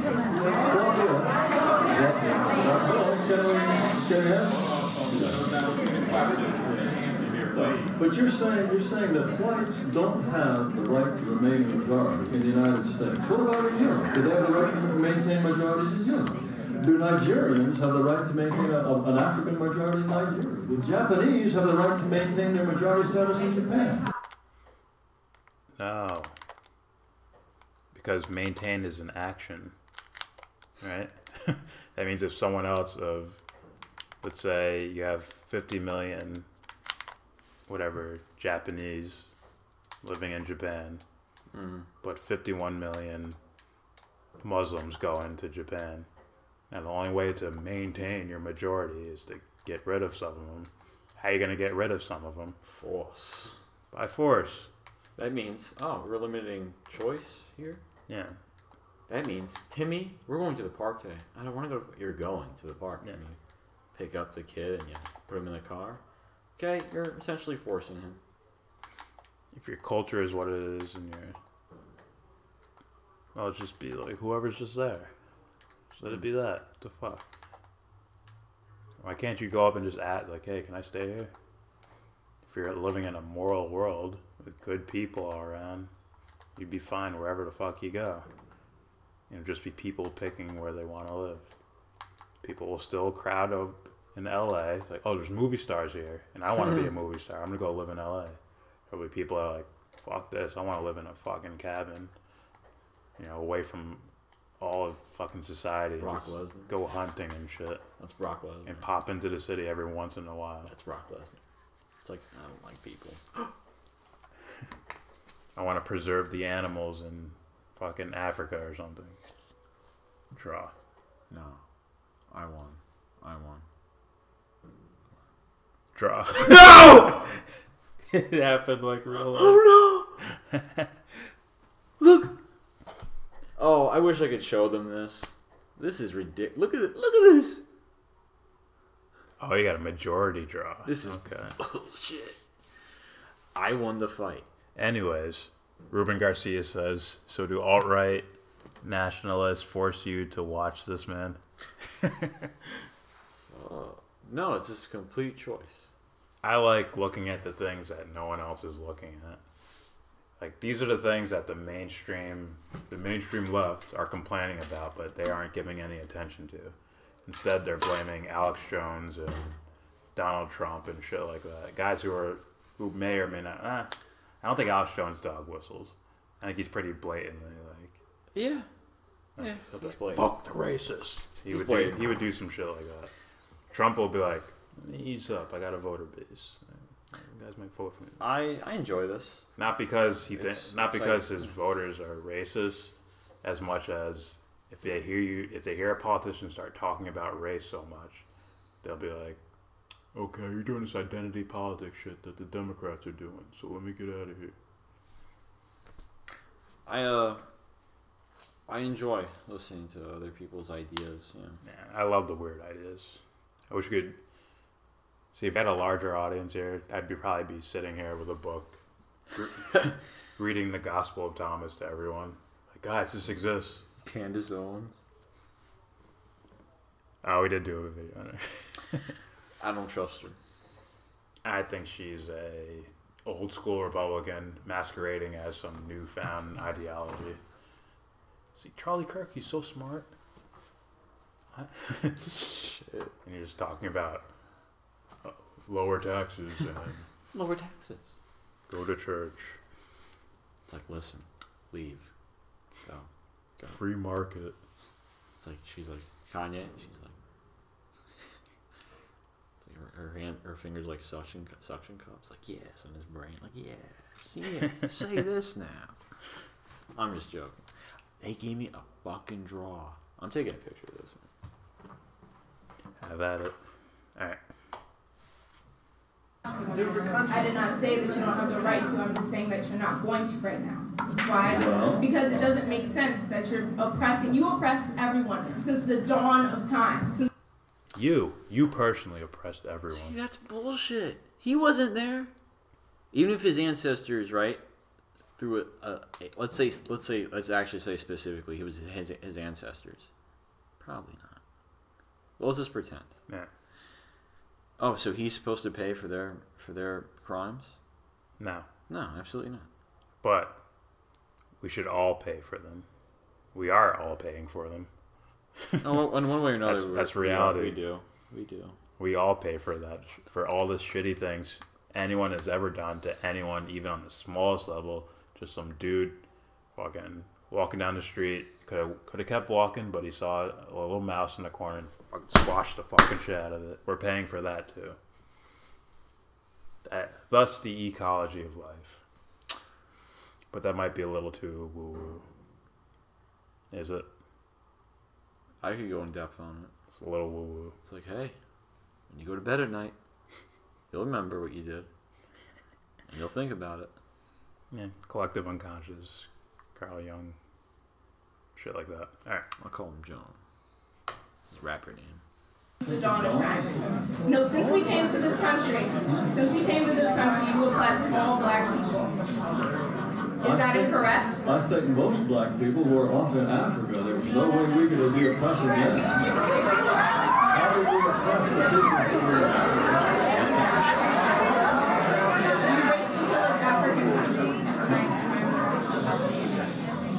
Hey folks, please settle down. I'm asking very nicely. This is supposed to be a question. This dude's probably always looking over his shoulder. Someone's gonna jump out. Get your hands out of my pocket. Malcolm X. Yeah.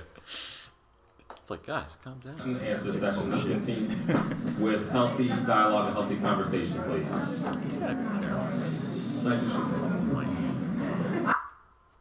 I would protect him with my life. I would too. I'd be like, dude, you can't die. You can't die this way. No. This will set us back. for all the dumb conditioned people out there. Yeah. Like, you must protect this man with your life. Yeah. He's like the guy who was gonna snitch on Batman. And Bruce is like, I gotta protect this guy. Well, first of all, it's the right thing to do. Yeah. Let's see. 10-8.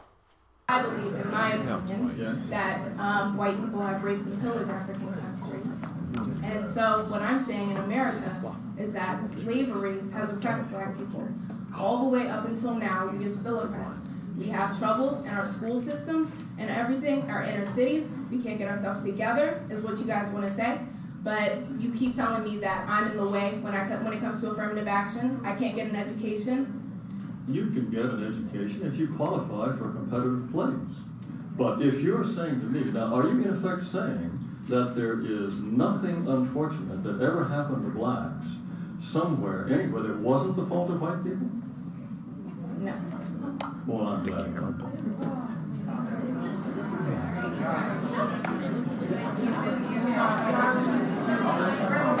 No, look. Diversity.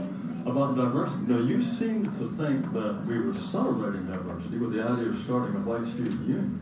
No, I'm not celebrating diversity. I think to ask, as I said before, to ask whites to celebrate diversity generally means to ask them to be happy that their numbers are declining and their influence is dwindling. And that I find utterly unfathomable. What the fuck does that Ruben mean? Garcia. I've been a part of 4chan trolling culture long enough to know that these people are legitimately dangerous. These people? I don't know what you mean. I keep trying to tell other leftists that Jordan Peterson and the like are now hanging fruit compared to the actual alt-right. Yeah. Low-hanging fruit. Low-hanging fruit. I mean, Peterson's way more sophisticated than this guy's argumentation. But similar things brought them to I guess just call it fame, right? Peterson arguing with college kids about, well, this was kind of righteous in a way, right? They're trying to force him to say people's gender, pronoun, whatever bullshit. But he just took that to another level.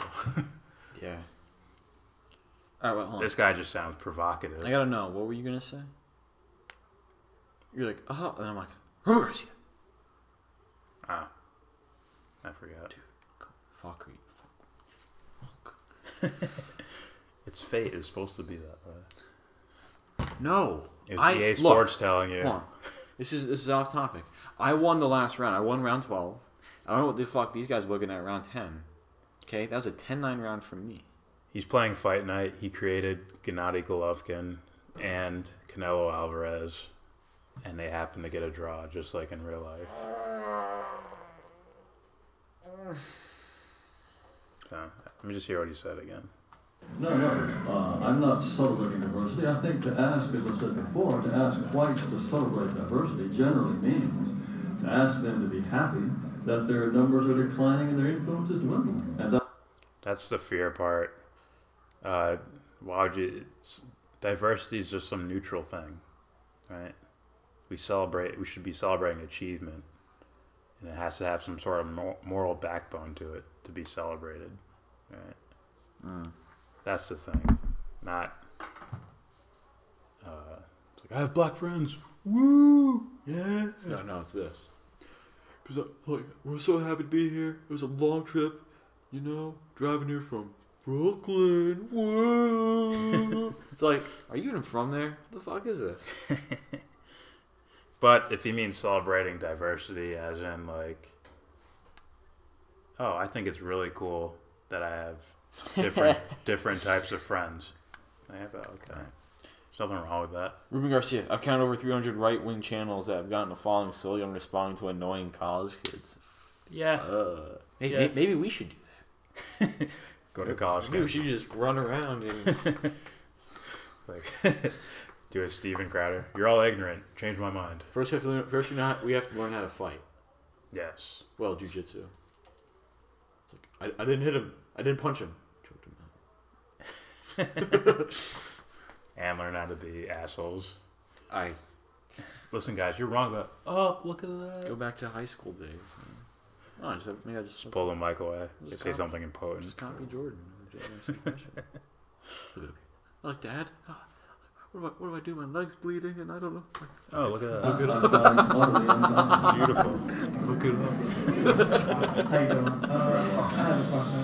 Correct me if I'm wrong in that. It's your constitutional right to practice religion, assemble, and do that as long as it's not against the law, correct? I believe so, yeah. Okay. But yet you glorify the Hispanic gang for their strength of diversity. So are you saying is the only way that we can achieve such a strength of cohesion through systemic violence or illegal means? Gracious, I didn't think that I was glorifying the gang of Hispanics that are killing blacks, not at all. We brought it up. You said they were a very strong gang. If they got folks, continue, please. By no means am I glorifying a Hispanic gang that tries to kill black people and expel them from Hawaiian guards. I don't know how you could have possibly gotten that idea. I brought them up. It's because of everything else, Jared. That's how people get to that thinking, right? He mustn't. I think he knows he's playing off people's conditioning. Yeah. He has to know that to some degree, right? He said, "You're less intelligent. There's no strength in diversity." It's like, okay, we can sort of start drawing a picture of what you're saying here, man. And you know how certain people are going to react to that. Come on, man. Just think about it, Jared. An example of the ultimately awful things that can arise from diversity. That was the only reason I brought that up. And we said this during our other video we did on Jared Taylor, saying diversity. Well, the name of the video is "Diversity is a Strength," colon, or semicolon, Jared Taylor. And we brought up, well, if there were no stairs, kids wouldn't fall down them anymore. You need to just get rid of stairs. So it's a neutral thing he's talking about. It's the same thing with the gun argument. If there's no guns, people won't shoot each other. It's like, round of applause, man. And for you to have understood me as having glorified that suggests to me that practically nothing I said was something you understood. I just don't see how you could have misunderstood that. And yeah, also, when you were talking about the prison statistics, you said some whites get involved. Yeah. So are you also not acknowledging that there are Aryan gangs and white supremacy groups in prisons also? There are white gangs, and one of the reasons they have to form is that they form out of self-defense. Go on, man. He's seriously asking why people would look at him as a white supremacist or a racist or whatever. The main reason these neo-Nazis form gangs in jail is because protection. So they needed to tattoo swastikas on their chests for protection. It's like, what? Christ. All right. You would think if you associate with a gang, that's basically saying that you have a team that's willing to fight you. Basically, it's like this. I have a tattoo that says some sort of like Blitzkrieg on the side of my wrist and like fucking bolts and shit on my neck, and I got swastika on my upper shoulder. That means, I guess it means you fuck with those people over there. All right. Ruben Garcia. Funny how the biggest argument the extreme right makes against Islam is pedophilia, yet their favorite nation is Japan, which has its own notorious problems with pedophilia. Really? I had no idea. I didn't know that, but it explains the anime. Well, you hear the legal sex age for Japan? You say it was like 13 or something? I heard it was 13. Then again, only thing I had to work on is the fucking animes and the like 12-year-olds with giant double D 14-year-olds with the double Ds and the fat butts. Well, they make them. But here's the children shit. Faces. In My Hero Academia, right? I straight up thought they were like in high school. I thought they were all 17. Bro. They're like middle schoolers going into high school. Yeah. I'm like, what the fuck is this? Like, how come they all look like they're 20, 18 years old? Yeah. 20. You know. Also, the Devil Man, right? Yeah, that's crazy. They're all supposed to be high schoolers and just wild sex things. Yeah, everywhere. Everywhere. So, I was like, I thought there was some depth to this. Guess not. Let's just say this. I think they just went biblical, so it seemed like there's it's like some crazy shit like, going on. You guys can't. There's no copy and pasting here. I need some shit. Come on, guys. All right. So we addressed the point. Okay. Yeah, listen, just fucked up people all over, man. Yeah. That's the point. No one wants to address that. They want to assign blame to groups, and then like, we need to recycle this again. We'll have a new Crusades. We'll have a new this. Fuck. At least it's new. We have machine guns now instead of swords. An isolated white person also, just go hold on and see if shut the fuck up, Christ. I gotta hear that. That are Aryan gangs and white supremacy groups in prisons also. white gangs. And one of the reasons they have to form is that they form out of self-defense. An isolated white person also, just go hold on and see if you can bear with me. When black and Hispanics end up in prison, often they find a built-in gang because they were members of criminal gangs on the outside. There are very, very few white criminal gangs on the outside. White prison gangs are formed within prisons because so many white prisoners have been raped, beat up, and murdered because they are isolated and they find themselves face to face with blacks and Hispanics and Asians who are organized to form a gang. Next question, please. I mean, wow, that's just like. All I can say is, I won't say his name. I know a dude that was in prison. He's like, yeah, I gotta get this tattoo removed, man. And he showed me like this. Like, I had to get in prison, man. It's like where I was, you have to fit in. And I was like, I don't know about that, That's man. bullshit. That's bullshit. Yeah. It looked like a prison tattoo. I think Jared Taylor's been watching a lot of TV and assuming like Beyond Scared Street. He's like, look at these people. Oh. And if it were like that, let's say you're black and you're not affiliated with a gang, which he didn't seem to mention there. It's like it's like those guys get fucked up too. Ever heard of the Booty War? All different. I like you and I want you. Now we can do this the easy way or the hard way. I think he was watching Oz when the rich kids got arrested and they had to join like I forgot what they're called, like neo-Nazis basically. Yeah, skinheads. Yeah. It's like, they might have been into it before they got there. A lot of these guys would. Maybe. It's a show. I think so. You'd know. Hi. 1933 will commence again. What? So I just remember like Alex Jones saying 1776. Wait, what was it? 1776, right? Yeah. 1776 will commence again. That shit was. I showed it to my friend. He just started saying, ah ha ha ha. We just started saying it. This shit was funny.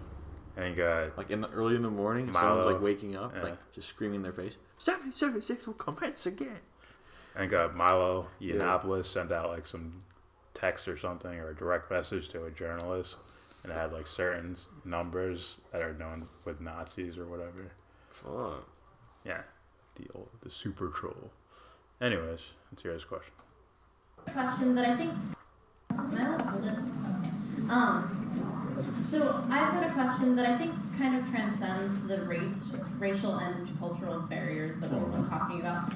A lot of the examples that you use were very socioeconomically based. Like a lot of the gangs that start in prisons, most of the people that are in prison are socially economically lower than the average. So and a lot of the examples that you took saying that diversity isn't really a great thing came from lower socioeconomic backgrounds. So, crap. So can you give me an example of like a very educated group of people that don't enjoy diversity, that think that diversity is bad? Well, churchgoers. churchgoers come in all levels. Well, that certainly sounds like a slur on churchgoers. No, I'm not saying all churchgoers aren't educated, but I am saying that a large majority of churchgoers aren't as educated. I'm talking about like a group of highly educated college graduates, whether that be like just undergrad or graduate or PhD. How many of them think that diversity is bad? Have you ever been to Chevy Chase, Maryland? Chevy Chase, Maryland, and Potomac, Maryland. They are two of the richest, just out of sight wealthy towns in this area. They're almost exclusively white. Those people could afford to live anywhere in the area. Isn't it odd that these wealthy, college-educated, in many cases, that profess to be liberal white people, somehow find themselves at Chevy Chase or Potomac, Maryland, which is 90 to 95% white? That's a perfect example for me. I don't think that answered anything. That just says more about the economics, right? We happen to have money, we live here. Or there's less crime here? Because there's less poverty here? Okay. Or no poverty at all here? Okay, that's where I would go. Yeah. It's odd, man. I don't know. Some people come to conclusions like this. Yeah, I forgot. 1933. Oh, I knew that already. I was assuming that's what he meant. No, he said, yeah, it was 1776. Yeah. 1776. Like, oh, Piers Morgan, you have no idea what you're... He's like, yes, this is exactly what I want. Make a fool of yourself. Yes. Yeah. Make my ratings boost. I can talk about this for weeks. Yes. Yes. I can't believe he was on there. That shit was gold. Man. Yeah, it was. It was beautiful. I'm going to watch it later. It's not an accident. As I say, they could live anywhere. And if they genuinely believe in diversity and integration in their own lives, they could undertake a very significant act of integration by buying a house in a black neighborhood, couldn't they? They could sure afford it, but they don't. They live with white people because that's where they're from. Look, even... No, it could be fear why they don't do that, too. Also, are we talking like LeBron James's neighborhood? And say like him, Jay-Z. His old neighborhood? And say LeBron, Jay-Z, Michael Jordan, not like when they were wealthy. When they were wealthy? Are they not wealthy anymore? Yeah. I said while they're wealthy. What now? What if they had neighborhoods? Would they move there? Like, dude, I live next to LeBron James. Dude, he's a dick. His trash falls over. I'm voting Trump this year. I was gonna vote Hillary, but this asshole moved next door. I'm voting Trump. Don't tell anybody. Bill Clinton. Going in a neighborhood with like the best athletes ever. Oh, like Nate Robinson lives in the pool house and shit. So what's up? Just super athletes and and all their kids grow up around each other that are playing sports in the streets all day. That's a nightmare. It's like you inner city kids have no shot. Yeah, it's over. We're getting trained by these dudes. Hey guys, I want you to be nice. It's a new guy in the neighborhood. He's from Boston. Okay. All right, it's Tom Brady. It's like, fuck. Fine. Let him in. Clinton, while he was president, he was always going on about how diversity is this wonderful, wonderful thing. Well, when he left the White House, where did he end up buying a house? In Chappaqua, New York. It's about as white a place this side of Iceland. These people are spectacular hypocrites. They talk about how wonderful diversity and integration is. Look at how they live. Look at who they invite to their dinner parties. You're talking about Bill Clinton? Talk about real people, man. Real people. He doesn't exist. Real. He is real. He is an anomaly. Look at where they send their children to school. If you were to ask a big liberal congressman, if you were to ask him, name a single majority non-white school you'd like to send your children to, you'd put him right on the spot. Ruben Garcia says, all this time I never realized that I was committing an act of genocide by dating white girls. That's hilarious. Wait, Stephen Molyneux saying it's basically like another Holocaust. Oh my God. All these Jewish people intermarrying. Stop it. These people are pathetic hypocrites, but they are examples of educated and people who describe themselves. Or they're filthy rich, famous people that are going to isolate their kids. They're going to have their kids go to school with other kids that have rich, wealthy, famous parents. Like LeBron James' kids aren't going to some fucking public school in the inner city, or even a normal city like. A what? Like Middletown, New Jersey. What'd you call it? No. What would you classify it as? Just like a mid-level suburban type school. Those are not inner city schools. It like dips a lot. It's weird. It's like we have these students over here, and then a lot of us live over here. And it's just not great. Not horrible, but not. Either way, LeBron James' kids are not going to that school. Fuck. No. Right. No. And the man just built a school, actually. He didn't really build it, but you know what I mean. He put his name near it. Right. As liberals, who in their lives, not in what they say, but in the way they live, what they really do with their lives, they turn their backs on diversity just as firmly as a Ku Klux Klan. Clinton's office is in Harlem. Just to throw that out there. Yeah, and he spends hardly any time there, and he only moved it there. He moved it there only because first he wanted to have it in Trump Tower, right in the heart of Manhattan. He got so much criticism for that. I think he's moved out of Harlem anyway. He goes in with a police escort. Just a reminder, folks. Just a reminder.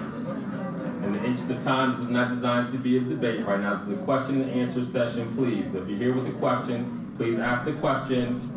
Please answer the question. Yes, sir. Yes, there are. Back again. Now, just before I start off, I just want to reiterate, I'm not against, and I don't want to speak for everyone else, but I'm not against a white student union. Good. I'm against what's been known as, I don't want to say whites because that's probably improper, but when Caucasians, white Americans usually get together, it's for violent purposes, as I've said before and as was said before. That's the only reason why we don't want the white student. It's not that we don't want the white student union. We don't want to have an organization on campus. Now, you're not going to come together and protest, oh, we're going to go and kill this and this many black people today, this and this many Spanish people. No, that's not going to happen. Yeah, I understand that, but what ends up happening is that you end up discussing certain topics and certain notions and certain ideas that encourage people to sort of take out other races. But that's not my argument. That's just me sort of starting off. That's my warm-up. Let's get to the question. Yeah, I'll get into my question. First thing that I want to mention is that you said that people do not enjoy diversity. They don't look for diversity. Is this correct? By and large, that some people do, but most don't. And this is correct. Yeah. Because people tend to hang out with people of like-minded interests, like-minded views, like-minded this, that, and the third. Entirely true. But just because groups associate with like-minded views does not mean that they anticipate and put down other races at the same time. I agree 100%. That's my first point. So people don't need diversity, but diversity is something that's encouraged. You said something about when whites going to Mexico and taking over Mexico and make them all speak English and make them all do this and all the American work. Yeah. Now, of course, they wouldn't stand for it, would they? No, they wouldn't. No. And as it goes back to the first notion about the Native Americans, when white Americans came over here to America and they took over the Native American race. Same example. The point is, they did their best to stop it. But if whites were to try to stop this demographic transformation, they would be considered bigots. Why is it legitimate for the Indians to try to stop it, but it's illegitimate for whites to stop this possession? That's yet again another double standard. Now, one thing you said, when whites get together, it's for violence. Well, I don't think, if you go to the Kennedy Center, for a performance of opera, you're going to find almost all white people there. They sure don't have violence on their own. If you go to NASCAR, all those white people, they don't have violence. Jay, I think he's just missing the point that they're not associating at the opera because they're white. They're associating because they like opera. Or there's business deals going down. So. Or they're rich. And like, how do I spend my money and still look rich at the same time? Oh, I go. Other than taking pictures of like whatever you're wearing, there's a panda trying to eat something in the background. That was fucked up. Dude, the panda, man. The panda's hungry. Floyd. But, yeah, they're not associating because they're white. Yeah. They're associating for something else, an idea. And once again, like, well, they're doing it naturally. Like, no. Well, yes, but no. It just happens to be this. If you go to an art museum or a cocktail, there, come on, please. White people come together all the time for perfectly basic reasons. Not because they're white, though. You're not like, okay, we're white. Let's go find whites and let's hang out because we're white. It's because of something else. You're right. Mike, thank you. I think we just have the next question. I know, but I waited in line. I just want to make this quick. You are correct that when all white people get together, it's not for violent events. Same way when all African Americans get together, we're not shooting up the place and we're not making a fool of ourselves.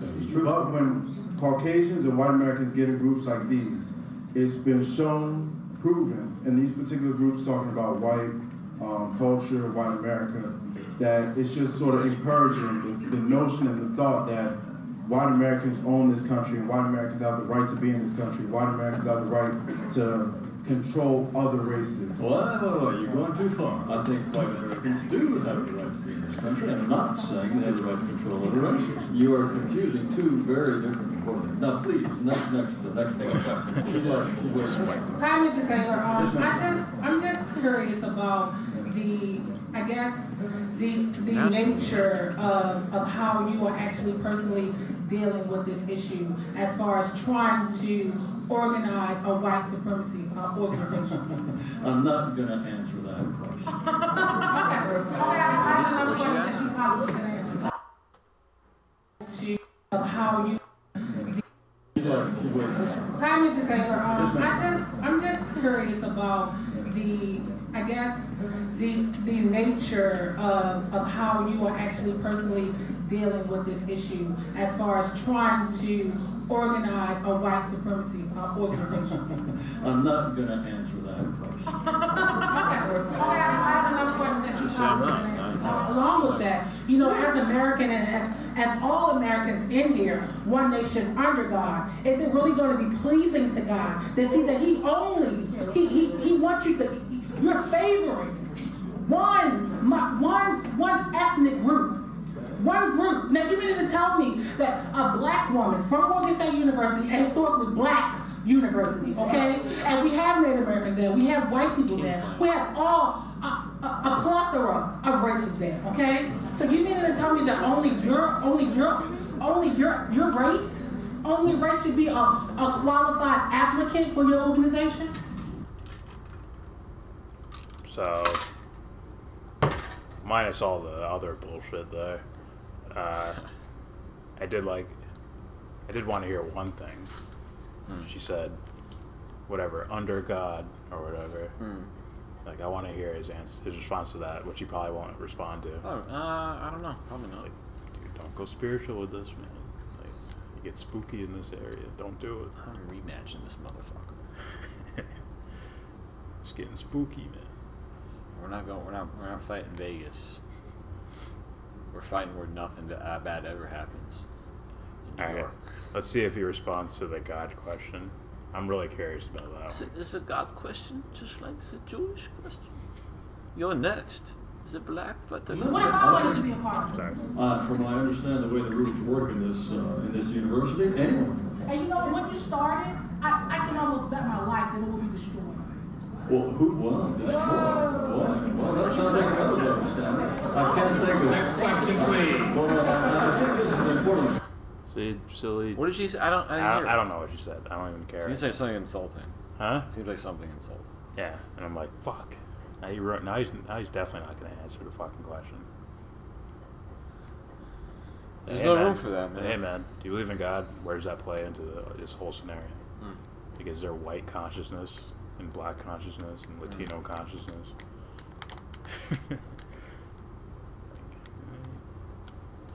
The group is going to be destroyed. I can't think of any other racially or ethnically based group that was going to be destroyed. I think it's very important that we dwell on this comment here.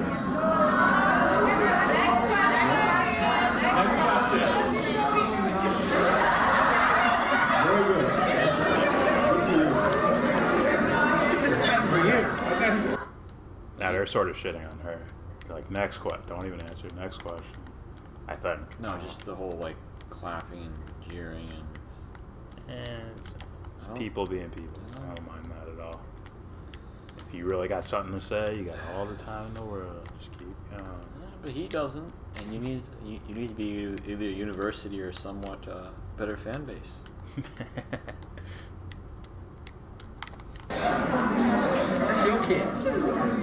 We're about to ask the next question, please.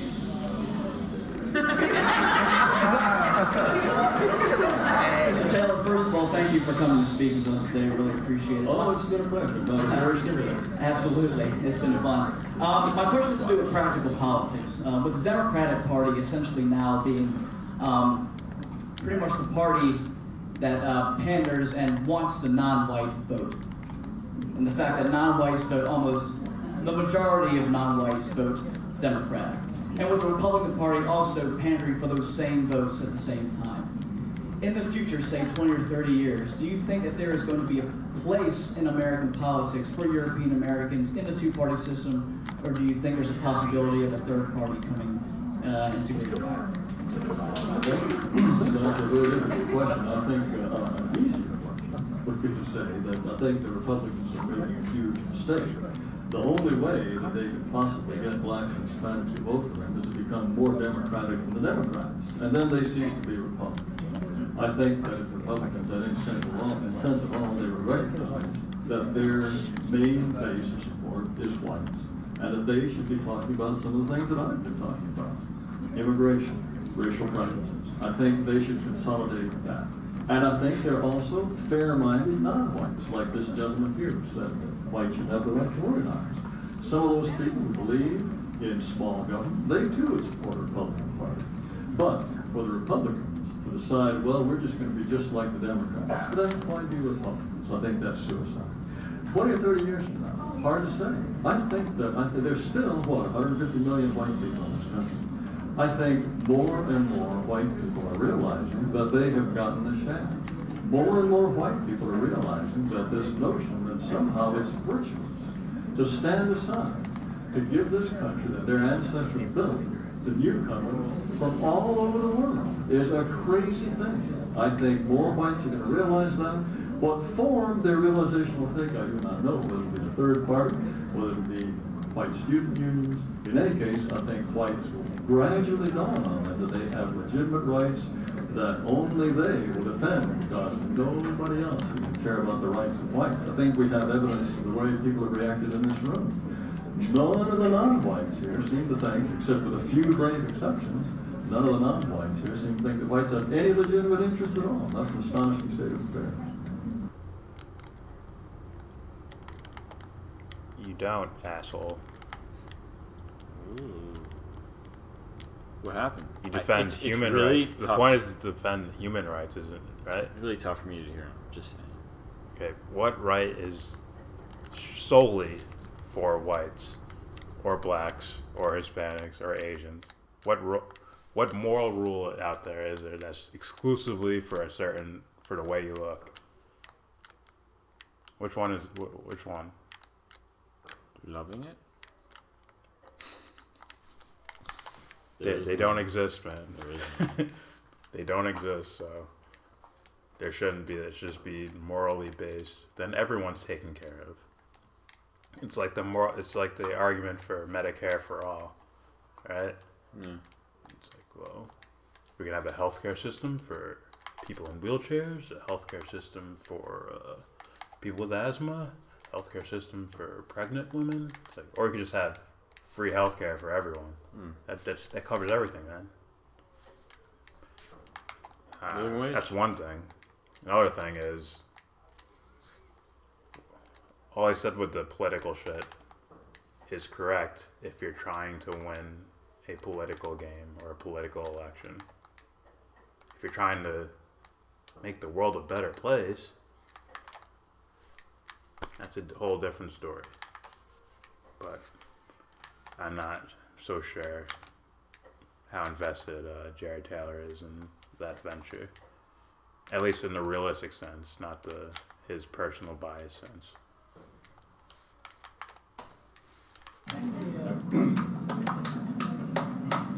Hey, Mr. Taylor, thank you for coming to Towson. My pleasure. I just have 2 quick questions. Number one, you have a lot of fans in the room, obviously. I was wondering if Ask a question to the speaker, please. I was wondering if you could give maybe a link or a quick shout out where we could purchase more of your materials. Well, our website is It's like, what the fuck is this? It's like, congratulations, guys. You are building. What does Cesarian say? You're building the bricks of your own prison, or you're piling up your own bricks to build your prison with. Yeah, essentially. And Peterson says he doesn't have fans. I'm like, dude, you have people making videos of you and looking at the thumbnails. Pearson destroys like Lefty, and it shows like visions, like no, mine not visions, fucking heat rays going like. Yeah. Like that's like a godlike figure, man. Fuck out of here.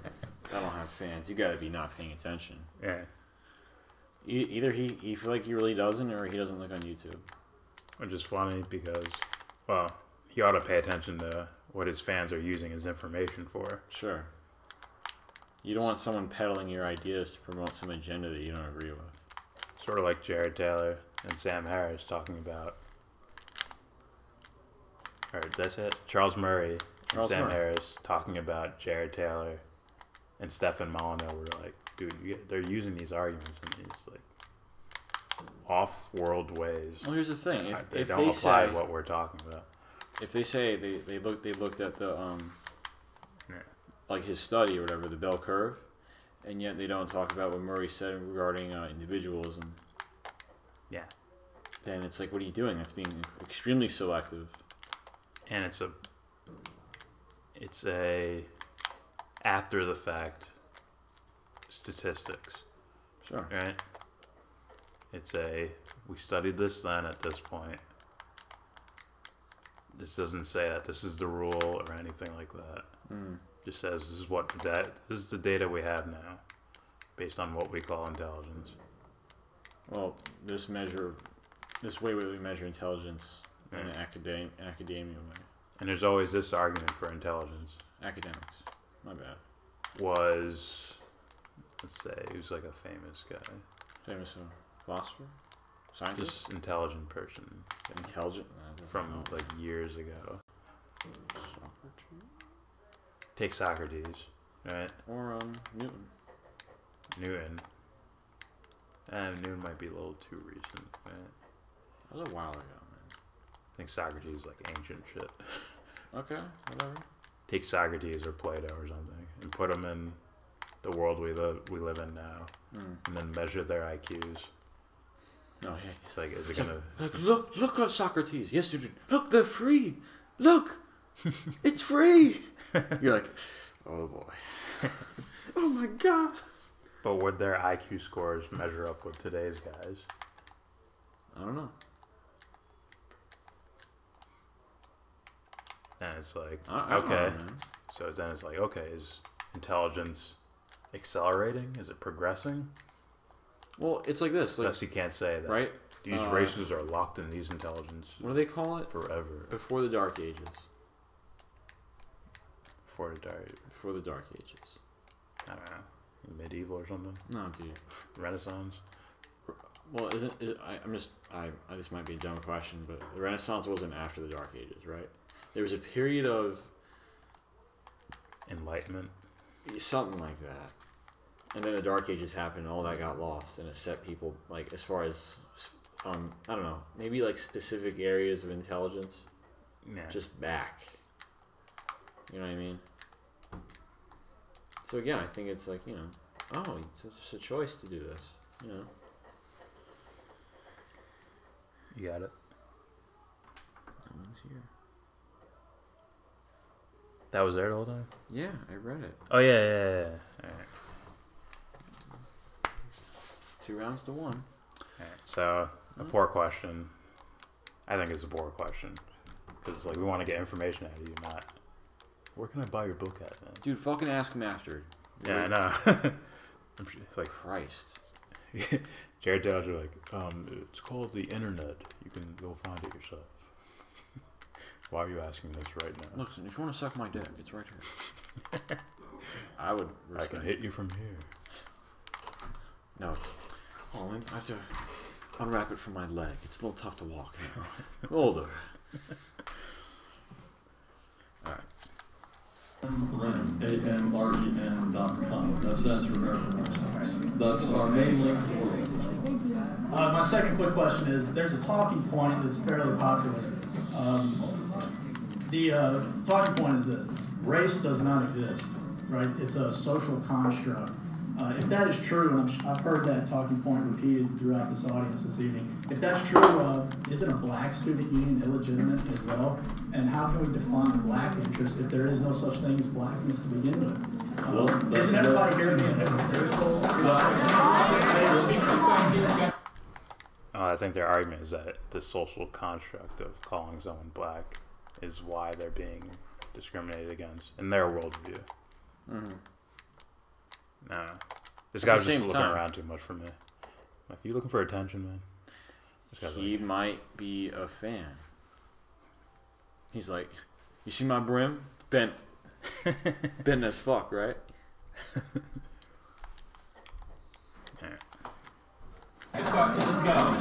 Yes, that is an excellent question. In fact, one point I like to make is this whole idea that race is an optical illusion is so wrong and so stupid that only very intelligent people could possibly persuade themselves that it's true. So I call him an asshole. It's so stupid. Only intelligent people can persuade themselves that it's true. I might be able to buy that. That's being able to do the mental gymnastics, I guess. Yeah, the skill of doing that. It's like, you gotta pivot midair and plant. So then, what are you saying about intelligence then? I don't fucking know. Very seldom hear black people saying race is a myth because they know very well race is not a myth. They have a racial identity, they have racial interests. It's only weird white people. Man, we're saying, people are saying you're going too far with it. Right? Okay, we look different. We have bone structure based on our relatives and ancestors and all that shit. Heel bone. Someone actually said that. Like, they run fast because they have this extra heel bone. Years ago. Back during the dark times. Times where you couldn't drink from the same fountain. Yes. Don't you wish you ran as fast as Dave Chappelle or I don't know how fast he runs. He could be. He could be fucking lightning fast. Who knows? He looks too awkward and uncoordinated. Not gonna front. Hey, dude. So does Pedro sometimes, but I heard that. Well, Smith on the other hand, he can run. No, he was an athlete. Yeah. Look at that. It's like when you train to be an athlete, you become athletic. Well, it's like watching him from Fresh Prince of Bel-Air. It's like, let's see here. Oh, this guy's played basketball at least a couple of times in his life. I just remember Enemy of the State, where he's running down the alleyway, like with only socks on. Oh, that's when he got. He's like, yeah. Jesus Christ. I want to see it now, like judging movie stars running. That'd be a great video. Yeah. Like, hey, look at Chris Evans in Black Panther. Oh, he just ran normal. Someone just turned it up. Fast forward. It's like see my perfect hair. Like, oh, you've been hidden, but you've been trimming that beard, I see. At large, you ever come up with this true right? Yes, ma'am. Hi, my name is Celeste Malo. I have two questions. Years ago, people came here for freedom. You know, Statue of Liberty clearly stated, you know, that immigrants wanted freedom. That's why they came here to this country. Correct? And you wanted that, you embraced diversity. Excuse me, that's not my question. Oh, okay. You embrace diversity. You embrace diversity at those points. But now that you guys are seeming to be the minority, I'm sorry, I don't mean to say you guys, the Caucasians, I'm sorry, are seeming to be the minority, there's a problem, and that I don't understand. And I would like to understand, for the problem of diversity, what do you see that you should do to, you know, get rid of this problem? Because how can you get rid of diversity once you brought it to the country? Well, first of all, I think most people came to this country primarily for economic reasons, wherever they came from. The idea that they came quoting Thomas Jefferson or quoting the U.S. Constitution, no. They come to this country because they think they can make it better.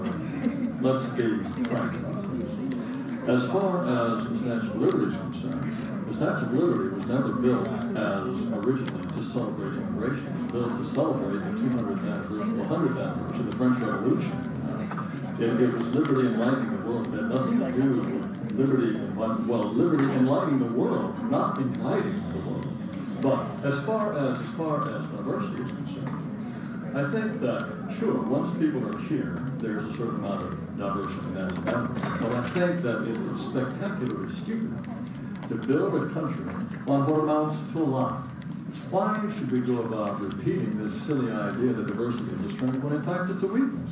I think it's always a mistake to build a society on something that is simply not true. Furthermore, you have a long list of presuppositions to make that statement. That diversity is a weakness, and I don't think he can answer any of them. You know what's weird? I feel like this guy might have looked straight back, up. He can't answer them. Might have looked back into older times, looked at Rome. See, look what happened before they integrated. I'm not even trying to make fun of them. Like, well, look at Japan. The Japanese Empire has fallen, or China, yeah, or whatever, what have you. The Spartans. Like, look, they didn't need diversity. It's like, you see how it's stupid? Yeah. I don't know. I don't want to speak for him. He was talking about infrastructures and stuff earlier in one of our previous videos that people should look at. Oh, the architecture. My bad. Yeah. I said infrastructure. Infrastructure works. Yeah. He was talking about specific, like, whatever. But yeah, he needs a long list of presuppositions to make that statement. That diversity is a weakness.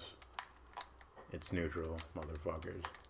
It all depends on the people there. If you have a band of axe murderers, you're going to have murder problems. If you have innocent people that are just chilling, hey, what's up, man? Band of axe murderers. You can have a nation of people chilling. Hey, that's simple. We're the axe murderers. And we're here for the princesses.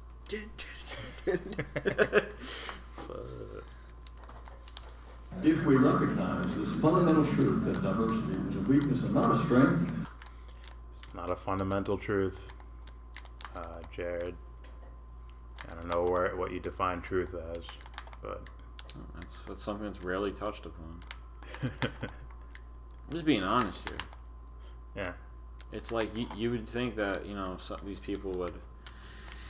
By these people, I mean the people that are in the auditorium, wherever the fuck they are, that would talk, or at least battle ideas, philosophy, you know, not, well, statistics here and instances here and there, rather than, all right, I'm angry, insult, walk away, I won. Like, no, you didn't.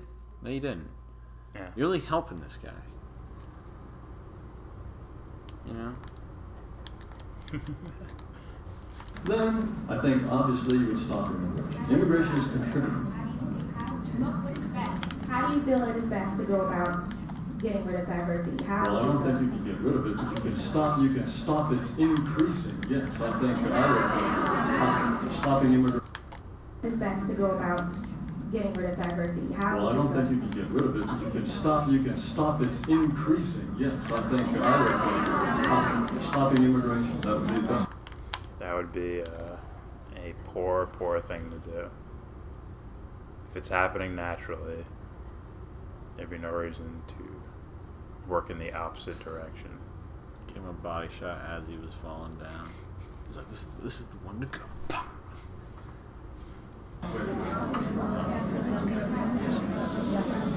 We have about 10 more minutes left. Please don't go out of line. If you do have a question, let's keep it brief so we get to everybody we can and get a brief answer so we can move forward. We can hear everybody.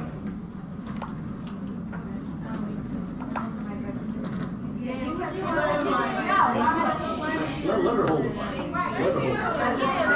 I just feel as though the people of this white student union group are racist. Like, that's just how I feel. Like, you just have a problem with minorities. I feel like when I am actually a black alumni. Please ask the question so we can move forward with this. Okay. Get me the fuck out of here. Okay, affirmative action is the primary point of why Towson needs a white student union. My question to you is, because your statistics suggest that if everyone was held to the same standards, that mostly white people would be admitted because the black people would not qualify because of affirmative action. In most institutions, that's the case. Okay, but are you considering the history of... I'd be like, dude, I want to see the numbers for that. Show me the statistics for that. And even if he pulls people let people slide with this fucking statistics. And if he pulls a Sam Harris, which is on national television, it's like, oh, that's not important. Actually, it is because you said it. So let's hear it. Yeah. Regarding Muslims, like statistics, it's like Ben Affleck's like, oh, well, what are they? Like, where'd you get those from? It's like, oh, that's not important. It's like, I'll be glad to show you after show the. Anyways, it's like what? That was the fastest he ever talked to him. I know. No, it's not important. Why some minorities may not have had the same rights as whites historically, which may be the reason why, our test scores may be lower or something like that. You're not considering that. So why shouldn't we have the same opportunities as you, being as though we were not afforded those rights back in the day? He has to make the race and intelligence argument, otherwise it's still undefeated. Many people make that argument that because blacks suffer discrimination, that there has to be compensation for the injustices of the past, and that justifies affirmative action racial preferences. Well, the fact is, young people applying to university today, they have lived in the United States that has been practicing affirmative action ever since they were born. It's very difficult to say that young black people today suffered some kind of egregious racial discrimination that must be compensated for. And that is why today, when people talk about justifications for affirmative action racial preferences, they're no longer talking about making up for Jim Crow. Jim Crow ended in the 1950s. What they're talking about is it has been... That's not that long ago. Not that long ago. Yeah, isn't that funny? It was, yeah. And you have generations of slaves where they weren't allowed to read at all. It's like... Yeah. Like Chris Rock made that joke. It's like stopped at a stop sign. It's like how'd you know it said stop? It's like, oh, I guessed. It says stop. He read it. It's like stopped. How'd you know it said stop? He's like, oh yeah. What's like, oh shit. But yeah, people didn't they couldn't read the Bible for themselves. Yeah. Until Martin Luther I guess transcribed it or whatever, or translated it. So it's they were religiously in a dark area. It took time. Well, it's like shackled. It was like a new world opening up. It took time for them to learn new shit about the Bible. It's probably why they broke up into different sections and shit. Yeah, good job, man. Good job. I'm gonna talk to him later. The explanation for affirmative action has now become diversity because the whole notion that we're making up for slavery, that idea has so become transparently threadbare. I think he got scared to say race and intelligence. I think he was afraid to say it. That's his real answer. He's just afraid to say it. I've heard him say it before. I think he's afraid to say it in front of that crowd. If he believes in me, he shouldn't be afraid to say it anywhere. Yeah. Just being honest. My name is Jack Haynes, transfer student representative from Morgan State University. In 1865, slavery was deemed illegal in America. Slavery generated millions of dollars over 2 centuries. Should corporations formed before 1865 be required to acknowledge which financial contributions originated from free slave labor? Throw the Nazis in there too. So yeah? He said corporations that exist now that made money off of slavery. It's like, oh, throw Nazis in there too. Yeah. Are you talking about reparations, presumably? Let me repeat the question. Should corporations formed before 1865 be required to acknowledge which financial contributions originated from free slave labor?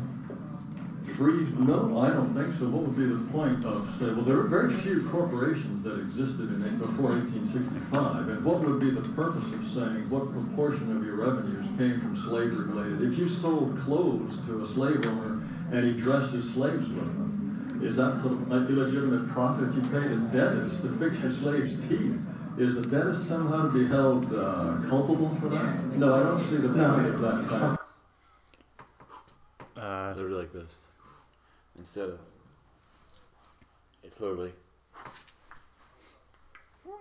I'd follow up like, well, what do you think the moral implications of that are? Right? IBM, they were just doing their job, finding a printing press to put numbers on people's arms. They didn't know they were going to do that with their computers. Shouldn't they say, like, hey, guys, we fucked up with that. We should pay attention. It's not like Nike knows, and other like third world, countries that they're taking advantage of them by making them build their shit, but pay them $1 a day. Yeah. My bad, guys. It's not really slavery. You're getting paid. Yeah. See these Nikes? I should be morally culpable for this, and I accept it. Look how difficult that was.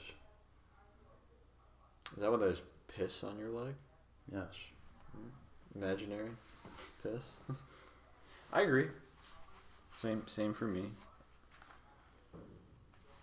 Which is why, I just might you know what?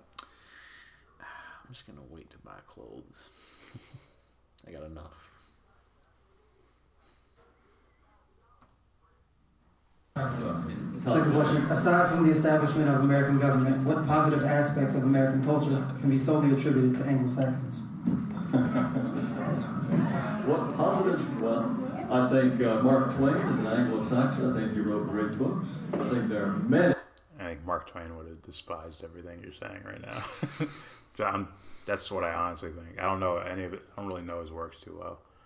Like Huckleberry Finn or some shit. Yeah. I'm just saying.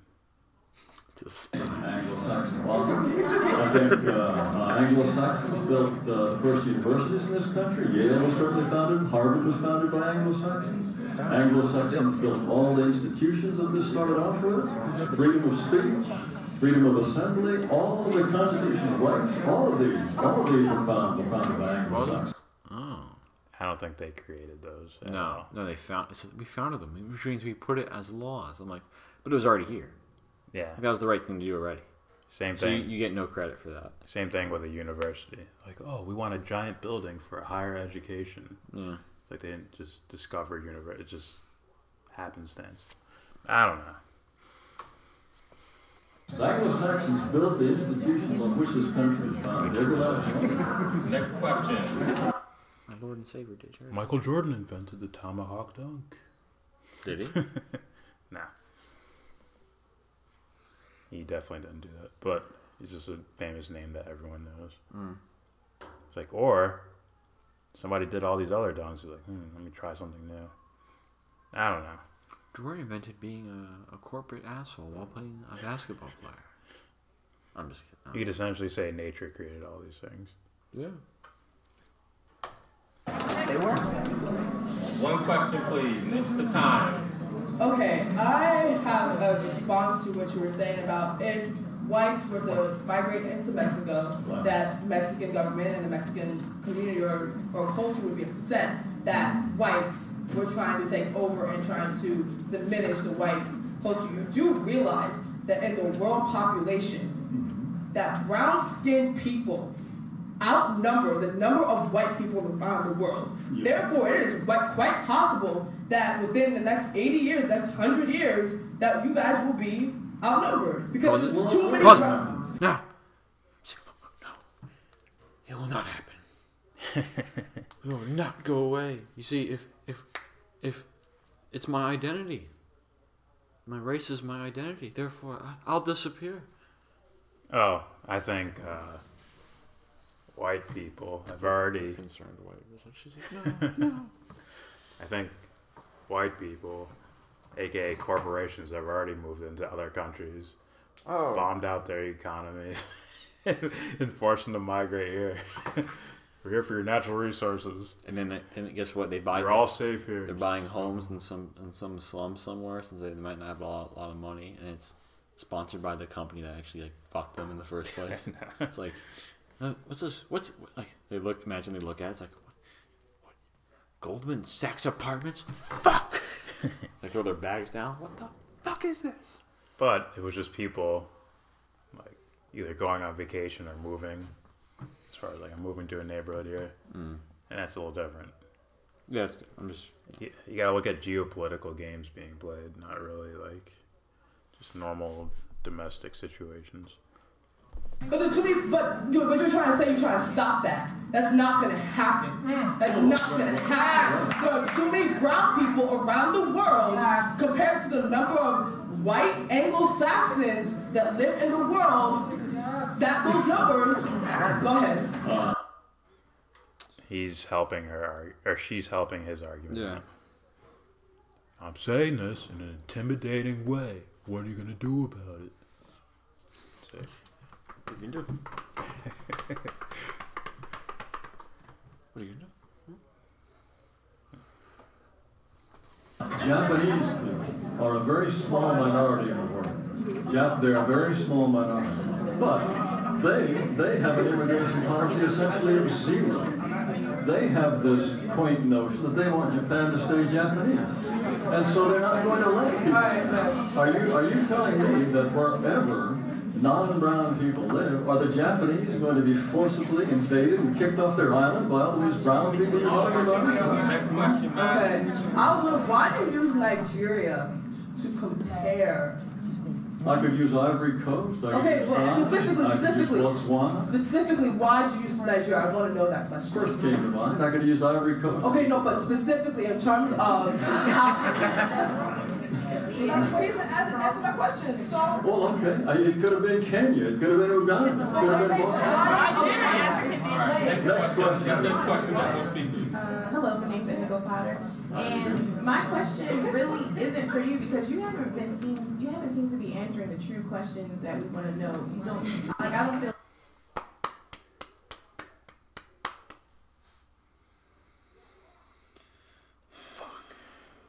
Wasn't he at a press conference? Doesn't mean he won't. Any easier about this whole white student union thing. So is there, are you guys somebody, is there a perspective of white student union person can answer my question? You? Okay, you keep saying you have all these interests, what are your interests, and what are you going to talk about? The first person asked, what are you guys going to talk about? What is the purpose? That question was never answered. What is the purpose? What are you guys going to do? Sure, go ahead. Answer the question. Well, I think the biggest issue, the fact that you have to ask, what are we going to talk about, that I've never gone to a black student union meeting and asked what y'all are going to talk about.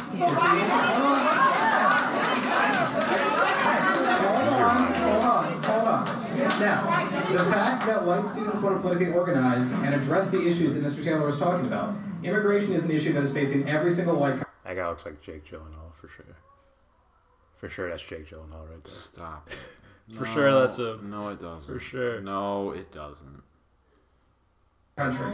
Demographics, because in no white country... Yeah, that's fucking Jake Gyllenhaal. No, it Look isn't. at that guy, man. No, it isn't. Yeah, it is. No, it isn't. For Stop sure it. he does. Stop it. How dare you? Whites even equal to replacement rate in terms of birth rate, affirmative action, and racial preferences. There's a whole host of issues. In Maryland... I want to hear this guy. Guys, and address... You're too busy looking at Jake. Hold on. Fucking Jake. No, it isn't. White students want to politically organize and address the issues that Mr. Taylor was talking about. Immigration is an issue that is facing every single white country. Demographics, because in no white country are whites even equal to replacement rate in terms of birth rate. Affirmative action and racial preferences. There's a whole host of issues. In Maryland, we have another county that's looking to make English the official language. I think that's something that would interest whites. Fuck, I keep missing the guys. Look at him blinking.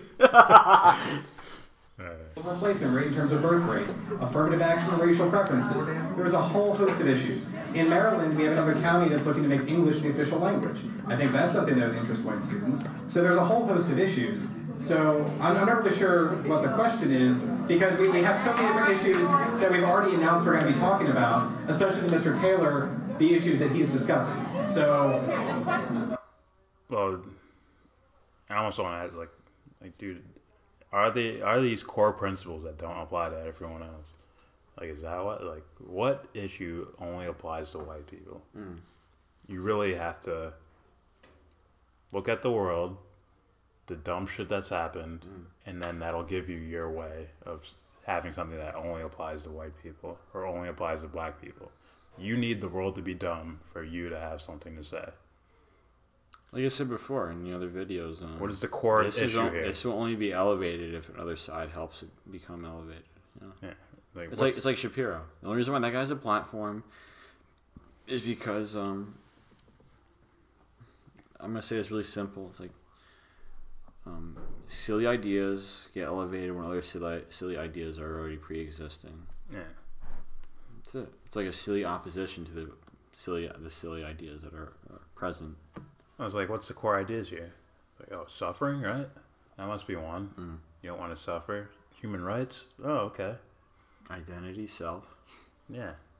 Be careful. It's like, I need to separate these. Look, are those swimmies? That's not going to work in the ocean. See those clouds? It's going to... storms are brewing. It's like, I have to justify my biological nature and my existential nature. It's like, oh, you're doubling down on the work you have to do, man. Anyways.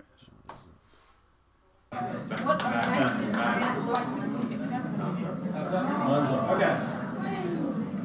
Well, I'm very sorry for all of you who are unable to ask your questions. I apologize, but apparently the authorities have told us the time's up. And I'd like to thank you, sir. Alright, that's it. Thanks for watching. Subscribe if you feel like. You probably didn't make it this far. What is it? 2 hours and 30 minutes? There's no way you made it this far. Comment. Say anything you want. We don't give a shit. And as always, give this video a thumbs down. And free smoke. Anyone wants to argue. We'll be right here. Waiting for comments.